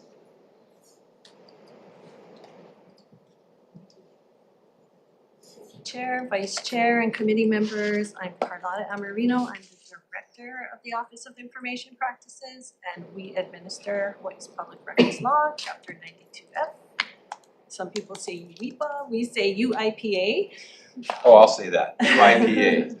The Supreme Court says UEPA, so either one is fine. Okay. We offered very brief comments, really just describing what the bill does. We will defer to the affected agencies as to the administrative burden and liabilities that this bill may impose upon them. And we also are, of course, willing to work with interested parties over the interim to come up with a compromise. Okay. And I'm here for questions if you have any. Thank you very much. Next, Board of Water Supply. I saw Mr. Lau here. Welcome, sir. Please proceed. Yeah, thank you. Ernie Lau, Board of Water Supply. We also strongly oppose this bill for the reasons previously stated. Okay. Thank you. This will create some real big problems. Thank you. Okay, thanks. Okay, now we're gonna hear from people who support it. Public First Law Center. Good afternoon, Chair, Vice Chair, members of the committee. We very much support this bill. Thank you for hearing it. Thank you for introducing its companion. Should this not move forward, given the extensive agency opposition, we're more than happy to work in the interim with folks. But we certainly hope you still pass it out because it is a good bill. It promotes transparency in government contracting and it protects against fraud, waste, and abuse. It does that by ensuring that the folks that are here opposing it, it ensures that they have the right to access the records of their contractors. So I'm gonna take the bill right here and we're gonna read the language. This is what it provides. Each contract with an agency to perform an agency function shall require the contractor to do two things. Retain all records related to the performance of that function following the agency's retention schedule and provide the agency with access to those records upon request. I don't understand why the agencies aren't lining up to support this bill. We have had discussions with the Attorney General's office, and respectfully, it is based on a fundamental misunderstanding of existing law. Existing law allows someone like me to ask an agency for the records of their contractor if the contract gives the agency a right to get those records. So I can give you a very concrete example, right? So I live at the bottom of a hill, Kokakahi Place. We've got a big Friendship Garden trail at the top. This last week, we've had a stream of water running down our street. For about 6 months, we've had these storm drains installed by the county. 6 months it took, probably $500,000. The stream runs down and it misses all but one of the drains that was recently installed. So what I wanna know is, was it a mistake in the specifications or a mistake in the execution of that? So I wanna be able to ask the county first, can I have a copy of the contract? And then I'm gonna read that and I'm gonna see what was required. Were surveys required before? Were surveys required after? If so, I'd like to see those surveys. That's existing law. There's no additional burdens that this is gonna create or additional risks that aren't already there in the present law. Really, all the agency has to do is just ask the contractor. That's it. And you know, I still have not heard a good explanation for why an agency should be able to waive that right. Under current law, if an agency has access, the public also has access. And that's why we're interested in this bill. That's why we support it. It safeguards public access while maintaining all of the protections of existing disclosure exemptions. So the concerns of the Board of Water Supply, the concerns of State Procurement Office, everybody, proprietary concerns, that's already protected by frustration of a legitimate government function. If disclosing certain records are gonna frustrate a government function, like providing us safe water, then they can withhold those records today, and they can withhold those records if this bill is passed. We really think it's worthy of your favorable consideration. We're happy to work with folks in the interim, but we really do ask that you pass this bill out. Thank you. Thank you very much. Next, Grassroots Institute of Hawaii, Ted Kafalas. On Zoom? Nope, not in person? Okay, not present. Anyone else wishing to testify on Senate Bill 2312? Yes, please, come on up, introduce yourself. Aloha Chair, Vice Chair, members of the committee, Tori Nakata on behalf of Will Kane with the Office of the Governor, standing on our written testimony in opposition of this measure. And we would also like to defer to the AGs on their testimonies. So your opposition is based on the same concern as the Attorney General brought up? Yes. I see. Okay, thank you very much. Thank you very much for the opportunity. Anyone else wishing to testify on this measure? If not, questions, members? I have a question. Yes, Attorney General, what is the current form contract language that you guys have or the department offers and places into contracts for state agencies for record retention? So existing law allows us to reach it or provide records if they are administratively maintained by the agency, including where the agency has contractual. That's not my question. My question is, in contracts that you give contract templates, what is the language where you require the contractor to retain records? It depends, depending on the contract itself. So not all contracts are the same. So can you provide a sampling to this committee of what some of that retention language might look like? Right, so we would, I think sometimes in contracts, we would require the right for the audit access to the documents that. So my question is, can you provide some of that template language, Like give us like DLNR, DHS, DCR, or like, and think about the categories and provide our committee with template language so that we can understand what the retention policies are in state contracts. Representative, I apologize, I don't have the exact language with me, but I can follow Well, you up can afterward. and I can provide it to you. Yeah, no, you can, if you could just go back to the office and send it to me. I can do that. When you can, that'd be great. If you share with me and I can share it with the members. Absolutely. And I think that would be helpful because as Mr. Krebs said, I think the language of the actual bill is not something that is surprising, and this would be something that we would want to have access to. So that's why we'd like to understand what the retention policies are. Right, absolutely. And again, it's, the main concern that the department has are the contract, are the contract records that is outside of the contractor's possession. That the contractor has, but we don't have access to them, right? So if there's a UEPA request and we can't get them because they don't comply, we cannot just say we don't have the records anymore. We'll still be on the hook.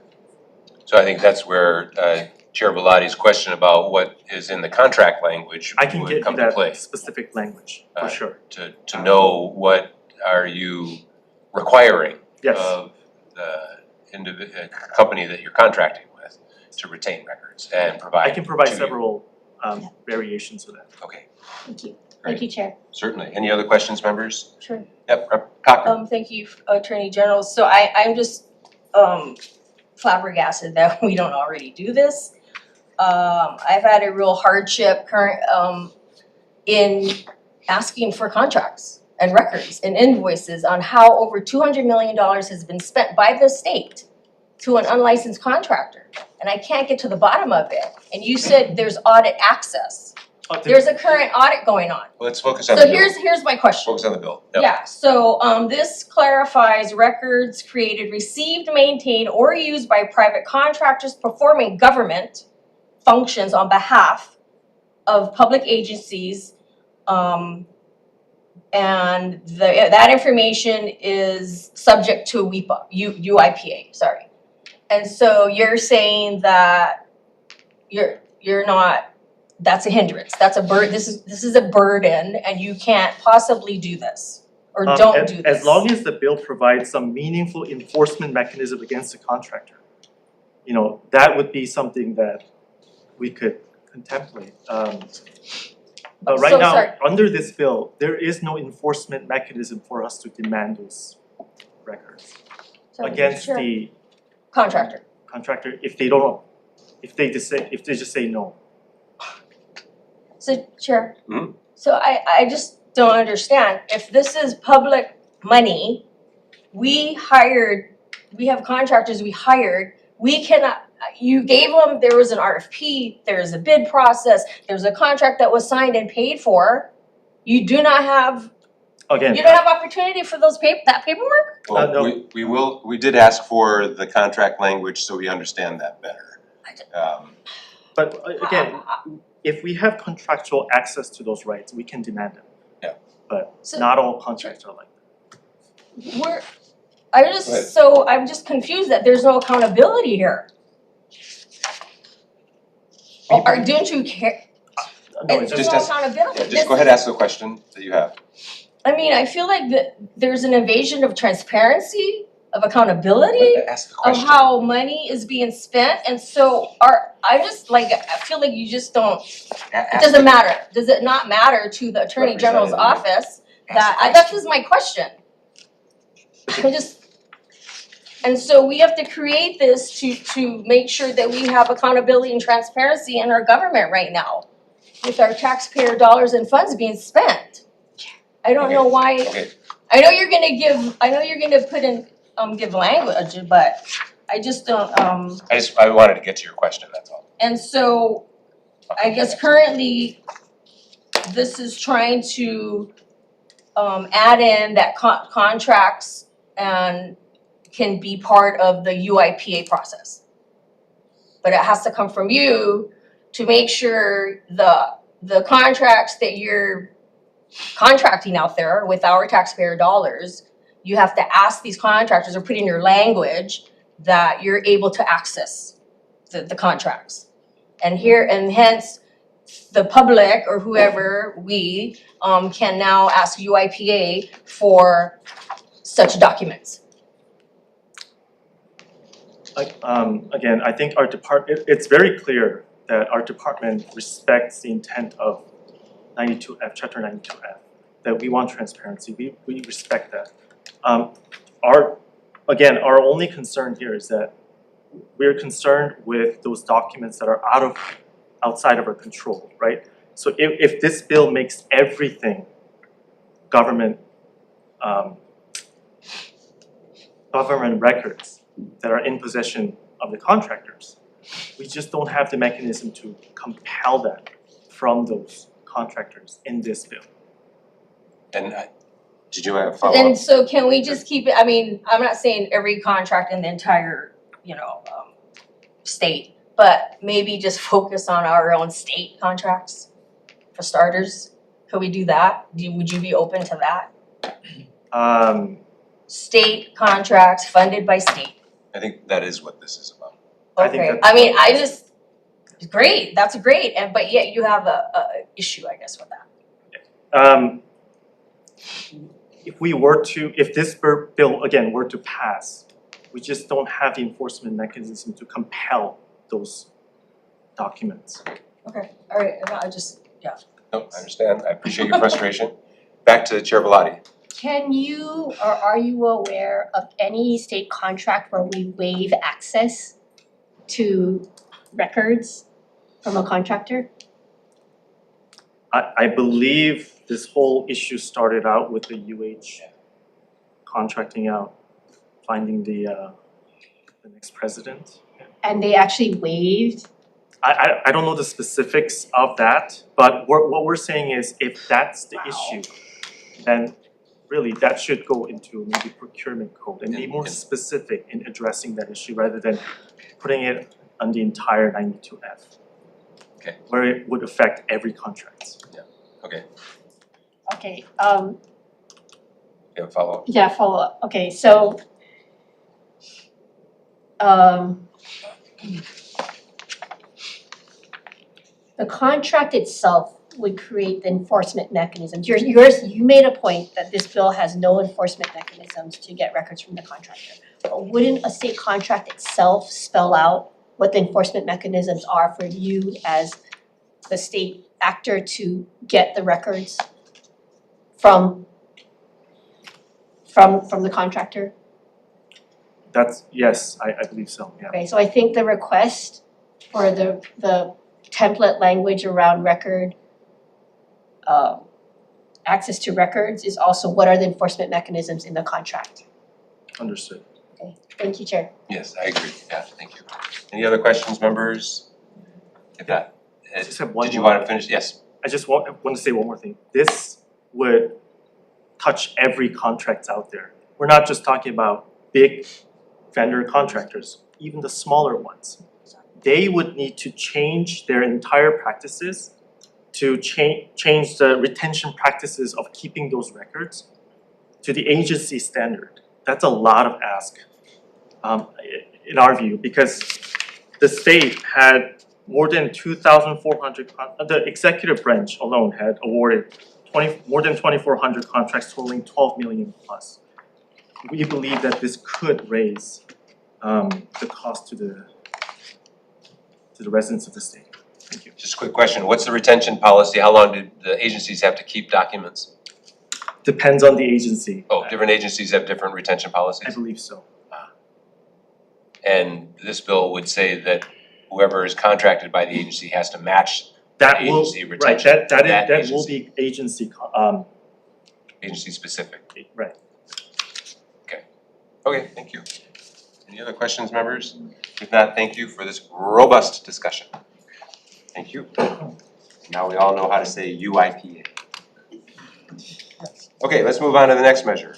Senate Bill 2721, Senate Draft 1, relating to the administration of justice.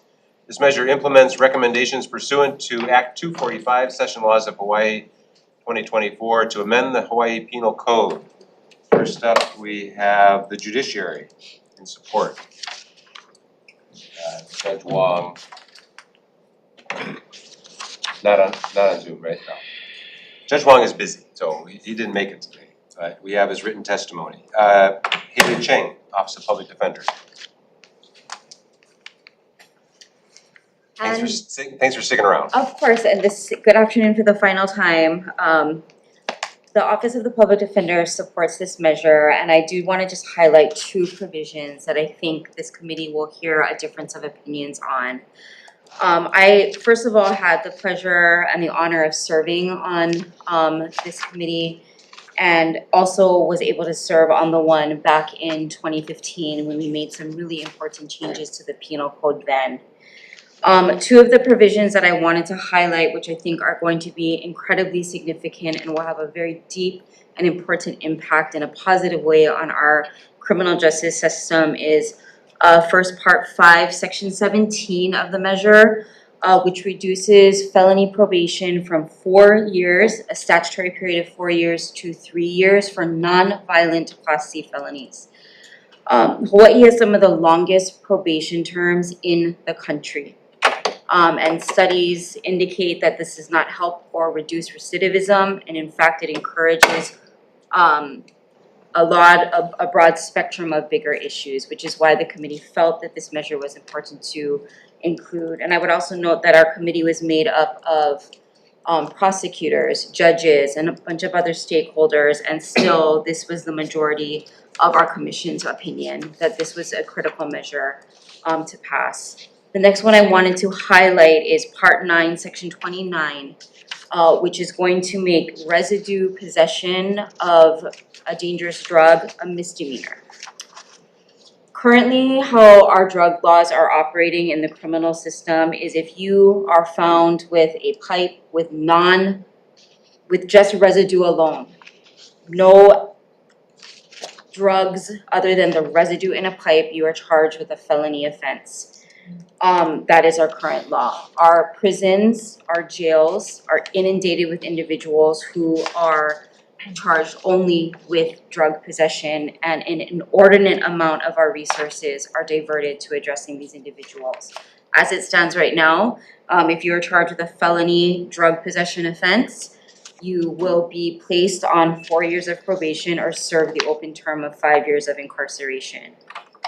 So this measure is important because it recognizes that this is not the way to address this situation. It would still be a misdemeanor, and it's still punishable under our penal code, but it's gonna make a significant impact. And then the other part of Section 9 is that if you have drug over a certain amount, I believe the quantity is 0.05 to 3.5 grams, it is going to then be a felony offense. And then we go up from there.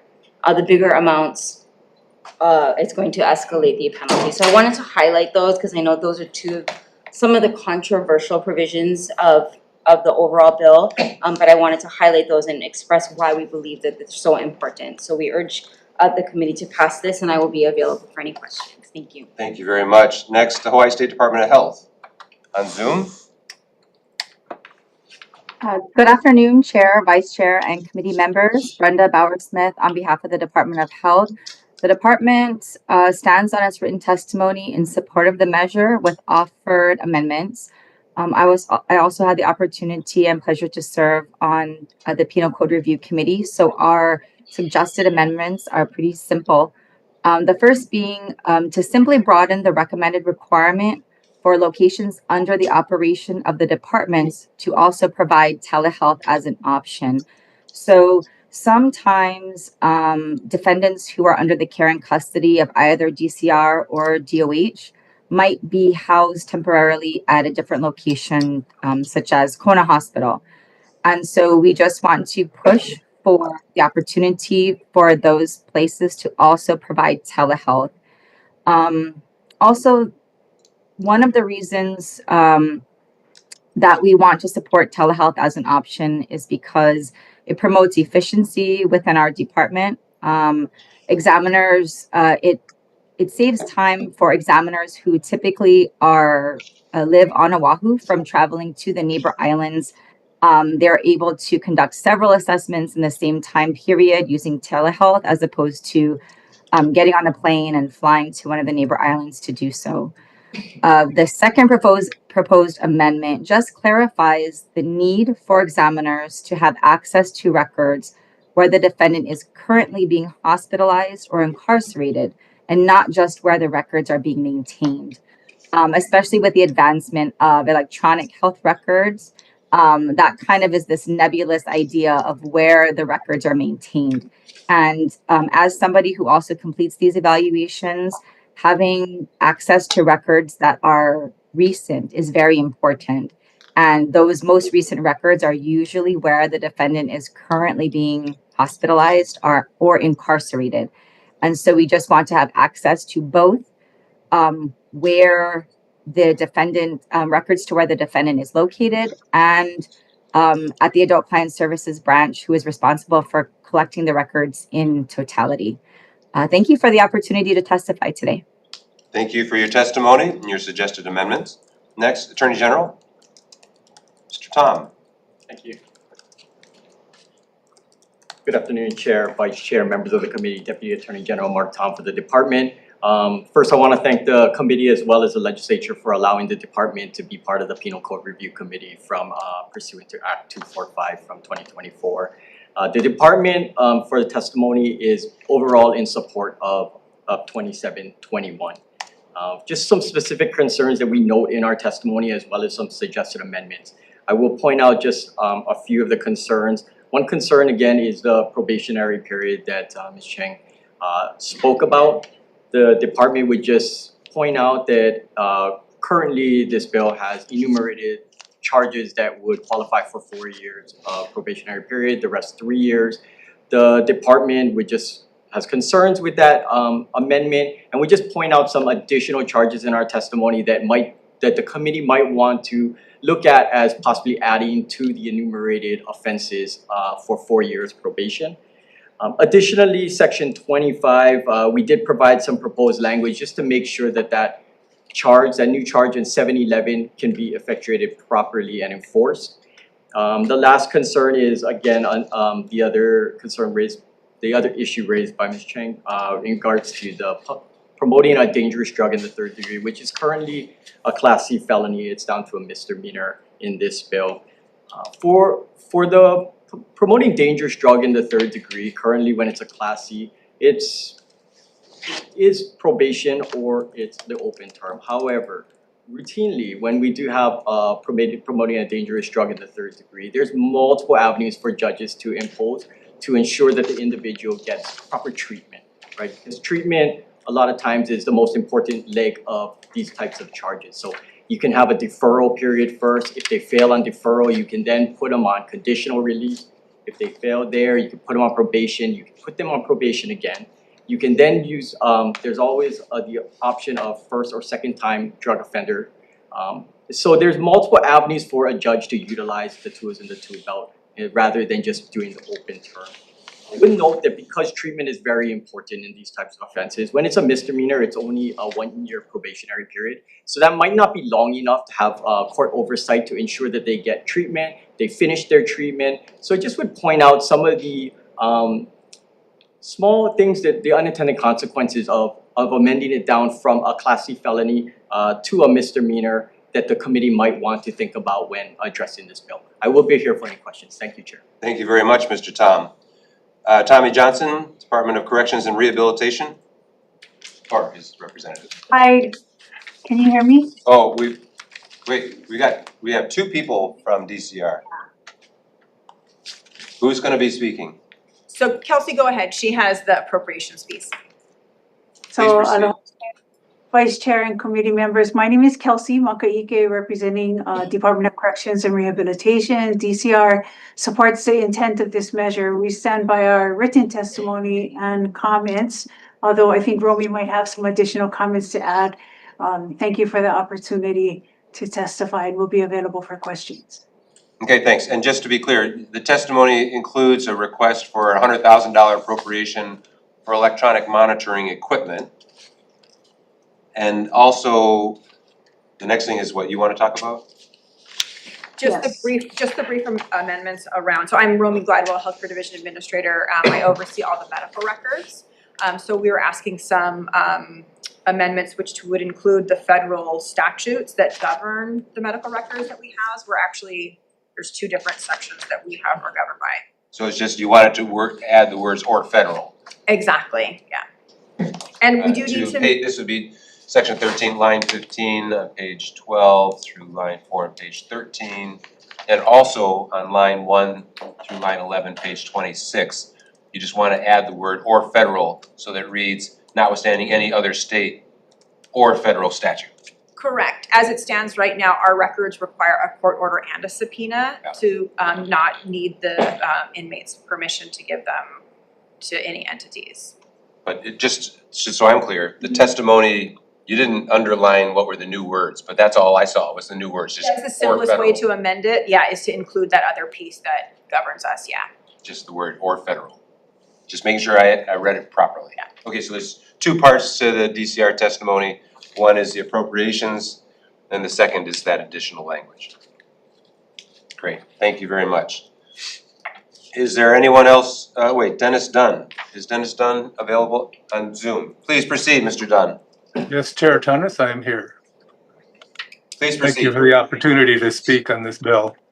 Like the others who have testified before me, I also was privileged to serve on the 2025 Hawaii Penal Code Review Committee. During the committee deliberations, I frequently issued my concerns about impacts on victim restitution. And this part of the bill is where I will focus. In looking at reducing the terms of probation, I think it's important for the committee to concern the effects that might have on the ability of victims to get restitution. I'm also recommending a couple of amendments that I think would be helpful. Number one, require full payment of restitution before early discharge from probation. And secondly, require reasonable notice to victims before a defendant is discharged from probation. I have nearly 50 years of experience working with crime victims, and restitution is one of the issues that they have the most difficulty with. I generally support this measure, and I think that a lot of the proposals are very good, and I have no objection or problems. It's just that I feel that victim restitution, if not addressed, is going to continue to be a problem. First of all, restitution is important because it's grounded in the most fundamental principles of our justice system. It is a direct measure of the harm caused by criminal conduct, and it's a primary mechanism for offender accountability. The problem that we have is that restitution, for the most part, goes unpaid, especially for probationers.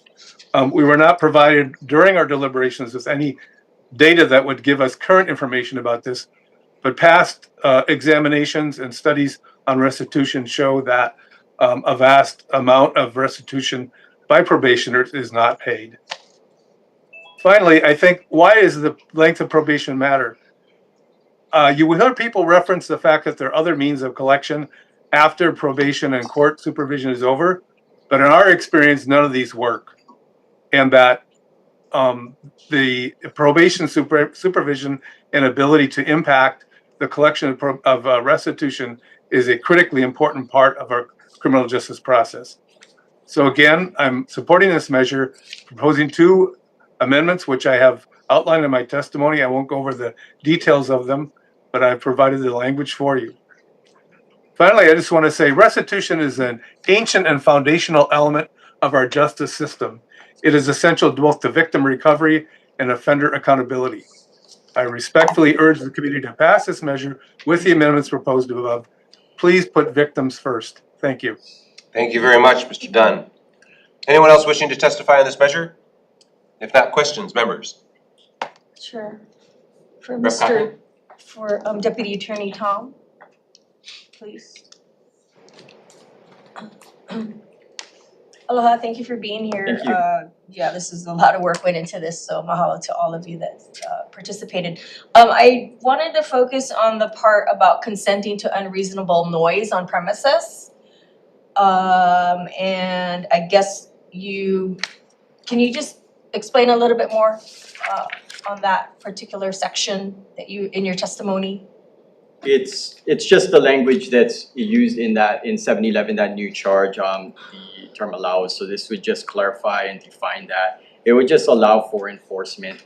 So what we're adding in there is that it shall not be a defense to this section that verbal or written orders to desist were given to the person making unreasonable noise without pursuing any further consequences upon the person making reasonable noise if the reasonable noise persists thereafter. So we're just adding language to ensure that when this situation occurs in chapter 711, that prosecution is able to enforce this new charge. It's not changing what the charge does, it's just making sure that the language that was initially used in it is clarified so we can enforce. Okay, sure, can I have a follow-up? Sorry, my throat.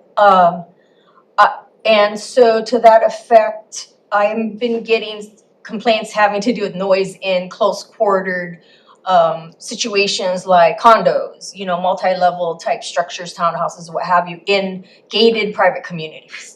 So they have their CCNRs, their homeowners associations, rules and regs, and a membership board.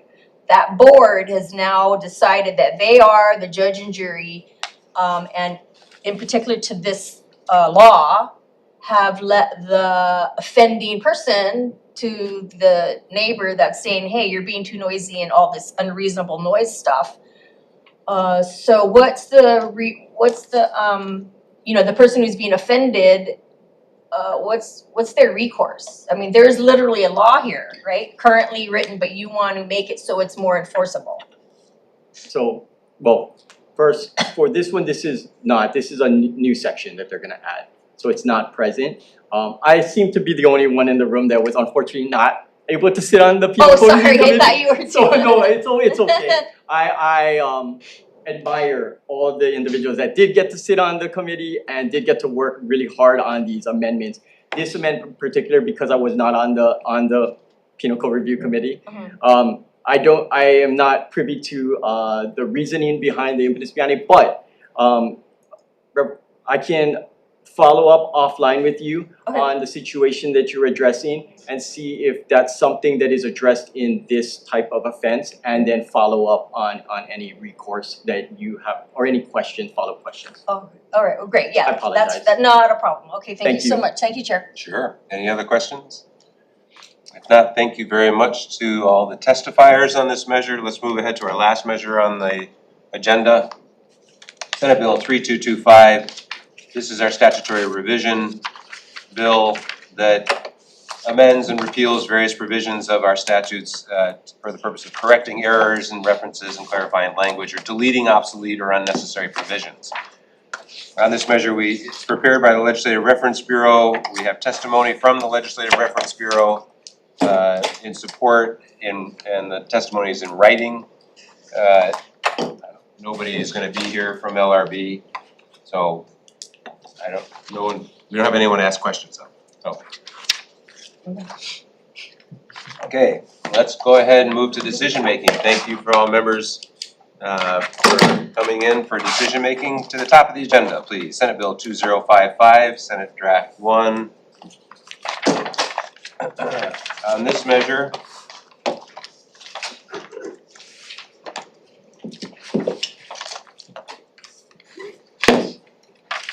measure, I would like to move this out. I recommend that we move it out with amendments.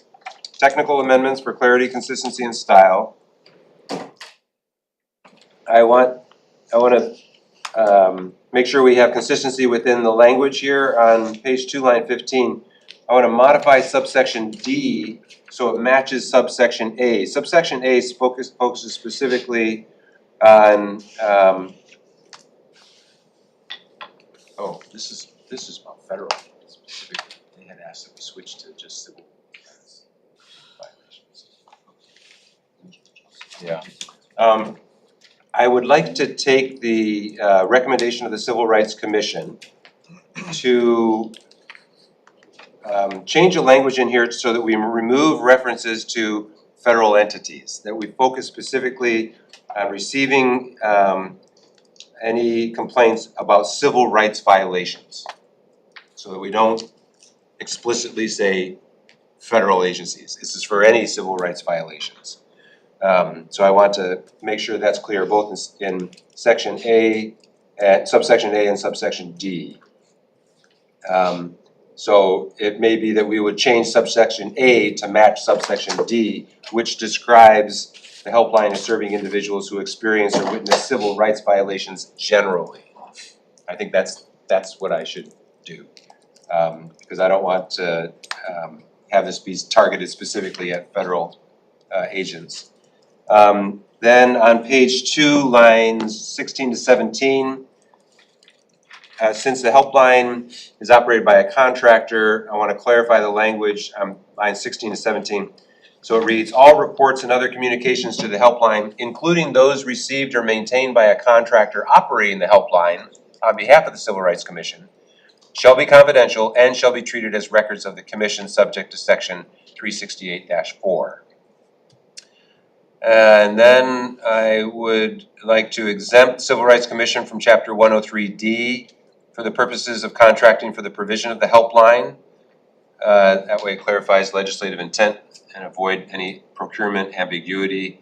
So I want to insert, quote, the Civil Rights Commission may contract for the operation of the helpline to carry out the purposes of this section without regard to Chapter 103D. I want to include technical amendments for clarity, consistency, and style, and defect the effective date to July 1st, 2000.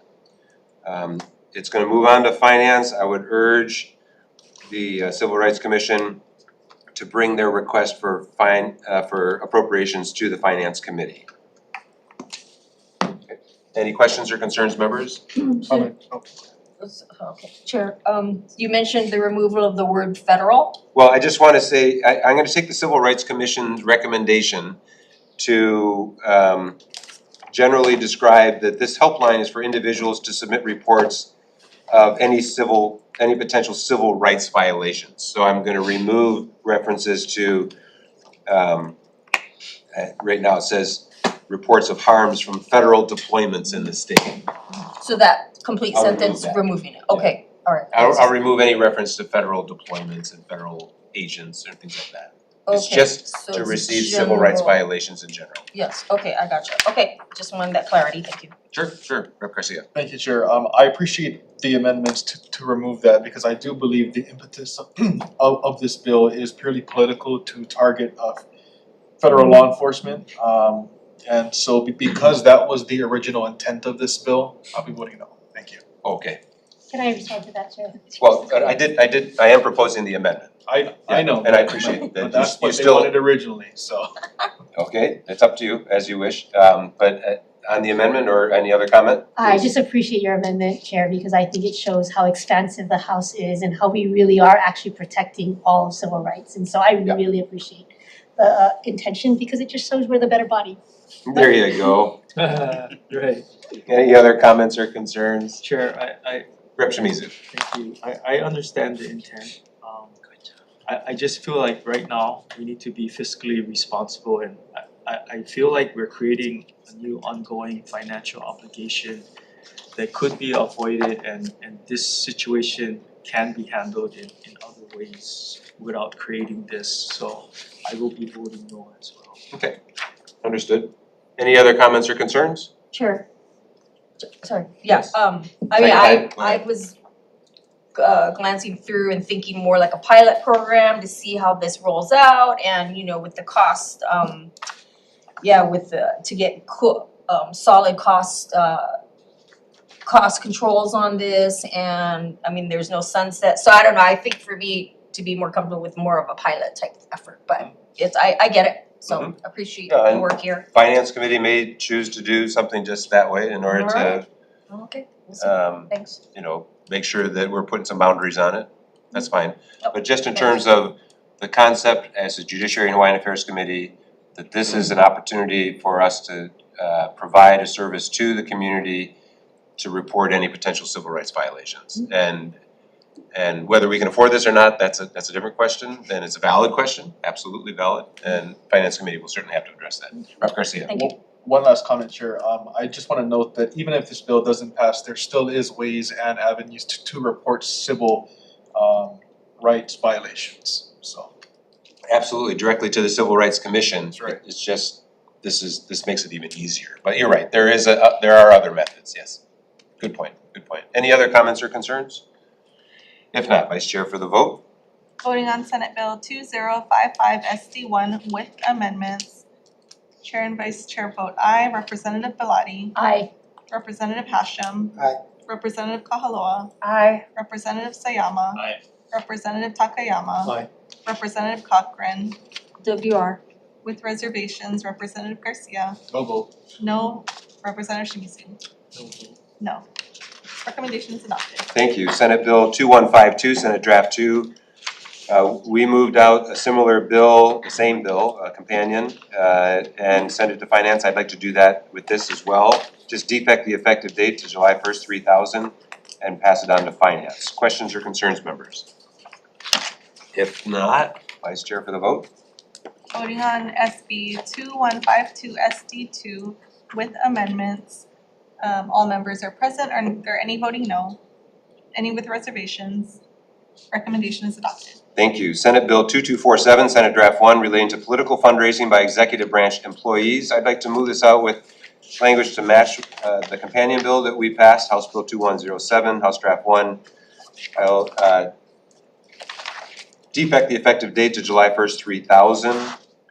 I would like to clarify that the prohibition on engaging in political fundraising applies to gubernatorial appointees with procurement authority. So that way we're clear about what we're speaking, because the section title references pure procurement authority. So we'll add language in the bill to clarify that the prohibition on engaging in political fundraising applies to gubernatorial appointees with procurement authority. That, with the defective effective date, are my recommendations. Questions or concerns, members? If not, Vice Chair for the vote. Voting on SB 2247 SD1 with amendments. All members are present. Are there any voting no? Any with reservations? Recommendation is adopted. Thank you. Senate Bill 2442, Senate Draft 1. I know this is going to give our dear friend Brandon Kimura heartburn, but I would like to move this on to Finance. It's a budgetary challenge to figure out how to provide that certain protections against inflation. So I think we had enough discussion in our question period on this bill, so that judiciary understands where we're coming from, and that perhaps there's even an opportunity to adjust the payments to these service contract entities, these community-based organizations, to try to address what it sounds like is a chronic underfunding. But it may be because they haven't asked for it and they need to ask for it, but I think that's a conversation that judiciary can have with the Finance Committee after you do some additional homework. So my recommendation is to move this out with a defective effective date, July 1st, 3000, and make technical amendments for clarity, consistency, and style. Questions or concerns, members? Chair? Yes, Rep. Shimizu. I would appreciate the judiciary's caveat that although it's a great idea and I agree with it, my reservations would be that their funding they have no control over that funding, so it needs to be provided in order for this to go forward. So I'm just voting yes with reservations. Yeah, you're absolutely right, Rep. Shimizu, and Finance Committee has to grapple with that. How are they gonna provide the appropriations necessary to make this happen? It's not an easy answer. Thank you. Any other comments or concerns? Sure. Yes, Rep. I Cochran. think, I think the word automatic increase was, I think a big stickler there too. So that continues to sit in the bill, correct, at this point? Yes. Yeah, okay. Just asking the question, thank you. Oh, absolutely. No, that's a valid question. Thank you. Any other comments or concerns? If not, Vice Chair for the vote. Voting on SB 2442 SD1 with amendments. All members are present. Are there any voting no? I have with reservations for Rep. Shimizu. Are there any additional reservations? Reservations for Representatives Garcia and Cochran. Recommendation is adopted. Thank you. Next, relating to vacancies, Senate Bill 2499. The House Companion Bill, House Bill 2099, was passed unamended by the Senate Judiciary today. So for the time being, I'm just gonna defer this bill so we don't have two identical measures moving. If something comes up and we have to bring this back, we'll bring it back. But at this point, we're gonna defer Senate Bill 2499 and go with the House Companion as the vehicle. Any comments or concerns? The next one, Senate Bill 2143 relating to the Chief Election Officer. This one I would like to move forward. I wanna put a defective effective date on it, so July 1st, 3000. And move it forward so it goes into conference and we can have more discussion if we need to. But this does set up a succession that, though there are those who oppose it, at least it is a succession that would only be temporary until the Election Commission appoints a new chief election officer, as they would do in any case, and hopefully expeditiously, as quickly as possible. But just to make sure that, for example, if we lose our chief election officer right when the election is done, we wouldn't even be able to certify the election until a new chief election officer is named. So it's something that I'd like to continue, but I'm gonna put a defective effective date on it with your consent, so that we can take it to conference. Questions or concerns, members? Comment, Chair. Yes, Rep. Garcia. Thank you, Chair. I understand the push for this bill. I do wanna highlight though the testimony that was sent in opposition to the bill. I think they bring out credible points which should not be overlooked. And then lastly, before I close my remarks, I do wanna just say that during the testimony period, it was just unacceptable to have a certain testifier call people who use and engage in their civic duty in attending public meetings labeled as election deniers. So, no vote, thank you. Good point. Gotta call people on their acting disagreeable. It's not something that I support, so I appreciate you calling them on it. Other comments or concerns? Chair, I feel Rep. Shimizu. I feel the election commission is well within their abilities to elect a successor, so I will be voting no Okay. as well. Okay, other comments? If not, Vice Chair for the vote. Voting on SB 2143 SD1 with amendments, all members are present. I have no votes for Representatives Garcia and Shimizu. Are there any additional noes? Myself. No for Representative Cochran. Any with reservations? Recommendation is adopted. Thank you. Senate Bill 2532 relating to the Campaign Spending Commission electronic filing system. On this measure, I'd like to move forward with technical amendments for clarity, consistency, and style. This is non-controversial, but I'd still like to put a defective effective date on it to July 1st, 3000, just in case we need to make any other adjustments. In conference, questions or concerns, members? If not, Vice Chair for the vote. Voting on 2532. 2532. Voting on SB 2532 with amendments. All members are present. Are there any voting no? Any with reservations? Recommendation is adopted. Thank you. Next measure, Senate Bill 3076, Senate Draft 1 relating to tobacco enforcement. I'd like to move this on to finance and just defect the effective date to July 1st, 3000. Questions or concerns, members? If not, Vice Chair for the vote. Voting on SB 3076 SD1 with amendments. All members are present. Are there any voting no? Any with reservations? Recommendation is adopted. Thank you. Senate Bill 2727 relating to discrimination. This I'd like to move forward to conference, if in case we have to make any additional changes by, I'd like to insert a defective effective date, July 1st, 3000. That's the only change. Questions or concerns, members? If not, Vice Chair for the vote. Voting on SB 2727 with amendments. All members are present. Are there any voting no? Any with reservations? Reservations. Reservations for Representative Garcia.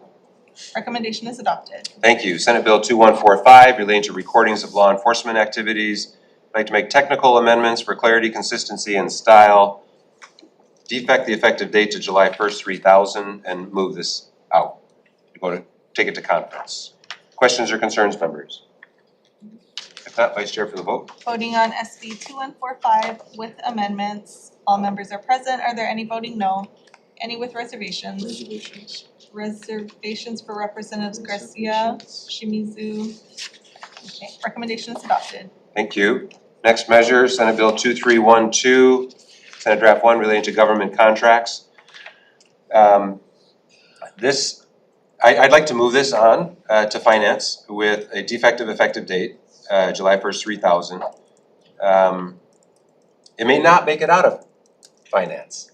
And I would urge the agencies, in particular the Attorney General and maybe the State Procurement Office, for example, maybe Office of Information Practices, that they work with the advocacy organizations, Public First Law Center and others, to figure out a way that we could get agency support for this, because it seems like it's something that we should be able to do.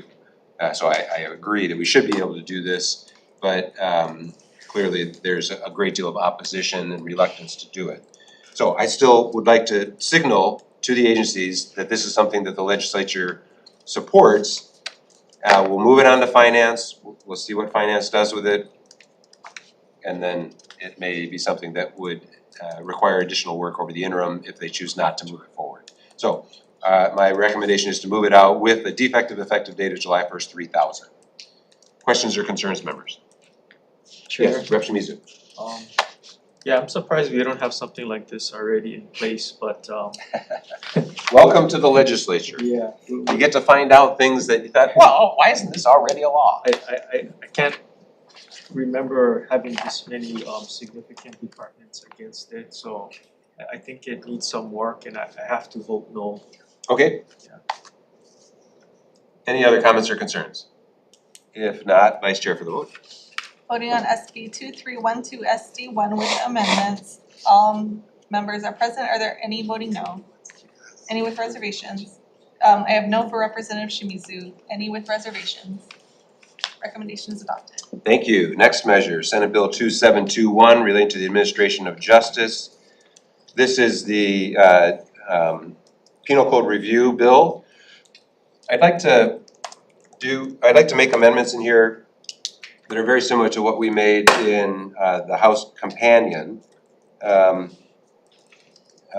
want to, Act 238 from 2021 should be amended to change the date for which Section 709-906 will revert to, since the current date of December 31st, 2020 will revert to the language pre-Act 19-2020 and will make the amendments moot. So we'll correct that. And since this bill will be taking effect on July 1st, 2026, after the June 30th, 26 repeal and reenactments for Section 706-623, the effective date for Section 17 should be moved up to June 29th, 2026. You can see Section 40 for the effective date of this bill and language to preserve the amendments to Section 706-623. I want to make some technical amendments for clarity, consistency, and style. I would also like to adopt the amendments from the Department of Health in their testimony. They have two amendments. I'd like to adopt both of them. I would like to adopt the amendment, the second amendment the only amendment in the Department of Corrections and Rehabilitation. They have requested that we add the words "or federal," so that it reads, "notwithstanding any other state or federal statute," and that comes twice in the bill, page 13, line 3, and page 26, line 10. I would also like to amend subsection 3 of the bill so that we give the court discretion to refer a person to treatment should the required assessment indicate a medical need for such. So that the proposed subsection 3 would read, quote, "whenever a court sentences a person, grants a motion for deferral, or grants a conditional discharge, it shall also require that the person completes a substance abuse assessment. The court may require participation in an appropriate level treatment upon recommended by the assessment. So I want to include that. Technical amendments for clarity, consistency, and style. And then the Attorney General amendments, I'm only gonna take one of them, and that's the one related to noise. So it's on page 3 of their testimony, adding to page 33, line 13, adding an additional provision that's laid out in their testimony on page 3. So I would adopt that one of their amendments. Those are my recommendations. Oh, and I'd also like to have a effective date of July 1st, 2000, and then move this on to finance. Okay, questions or concerns, members? Chair, what about Dennis Dunn's amendments regarding Thank you for that. restitution for the victim? Thank you for that question. I checked with those who worked on this, and those were brought up in the Penal Code Review Committee. They chose not to include it. So I'd like to honor their work, because the changes I made, I think, are minor, but I think are important. The change that Mr. Dunn is asking for is very important, but it's significant.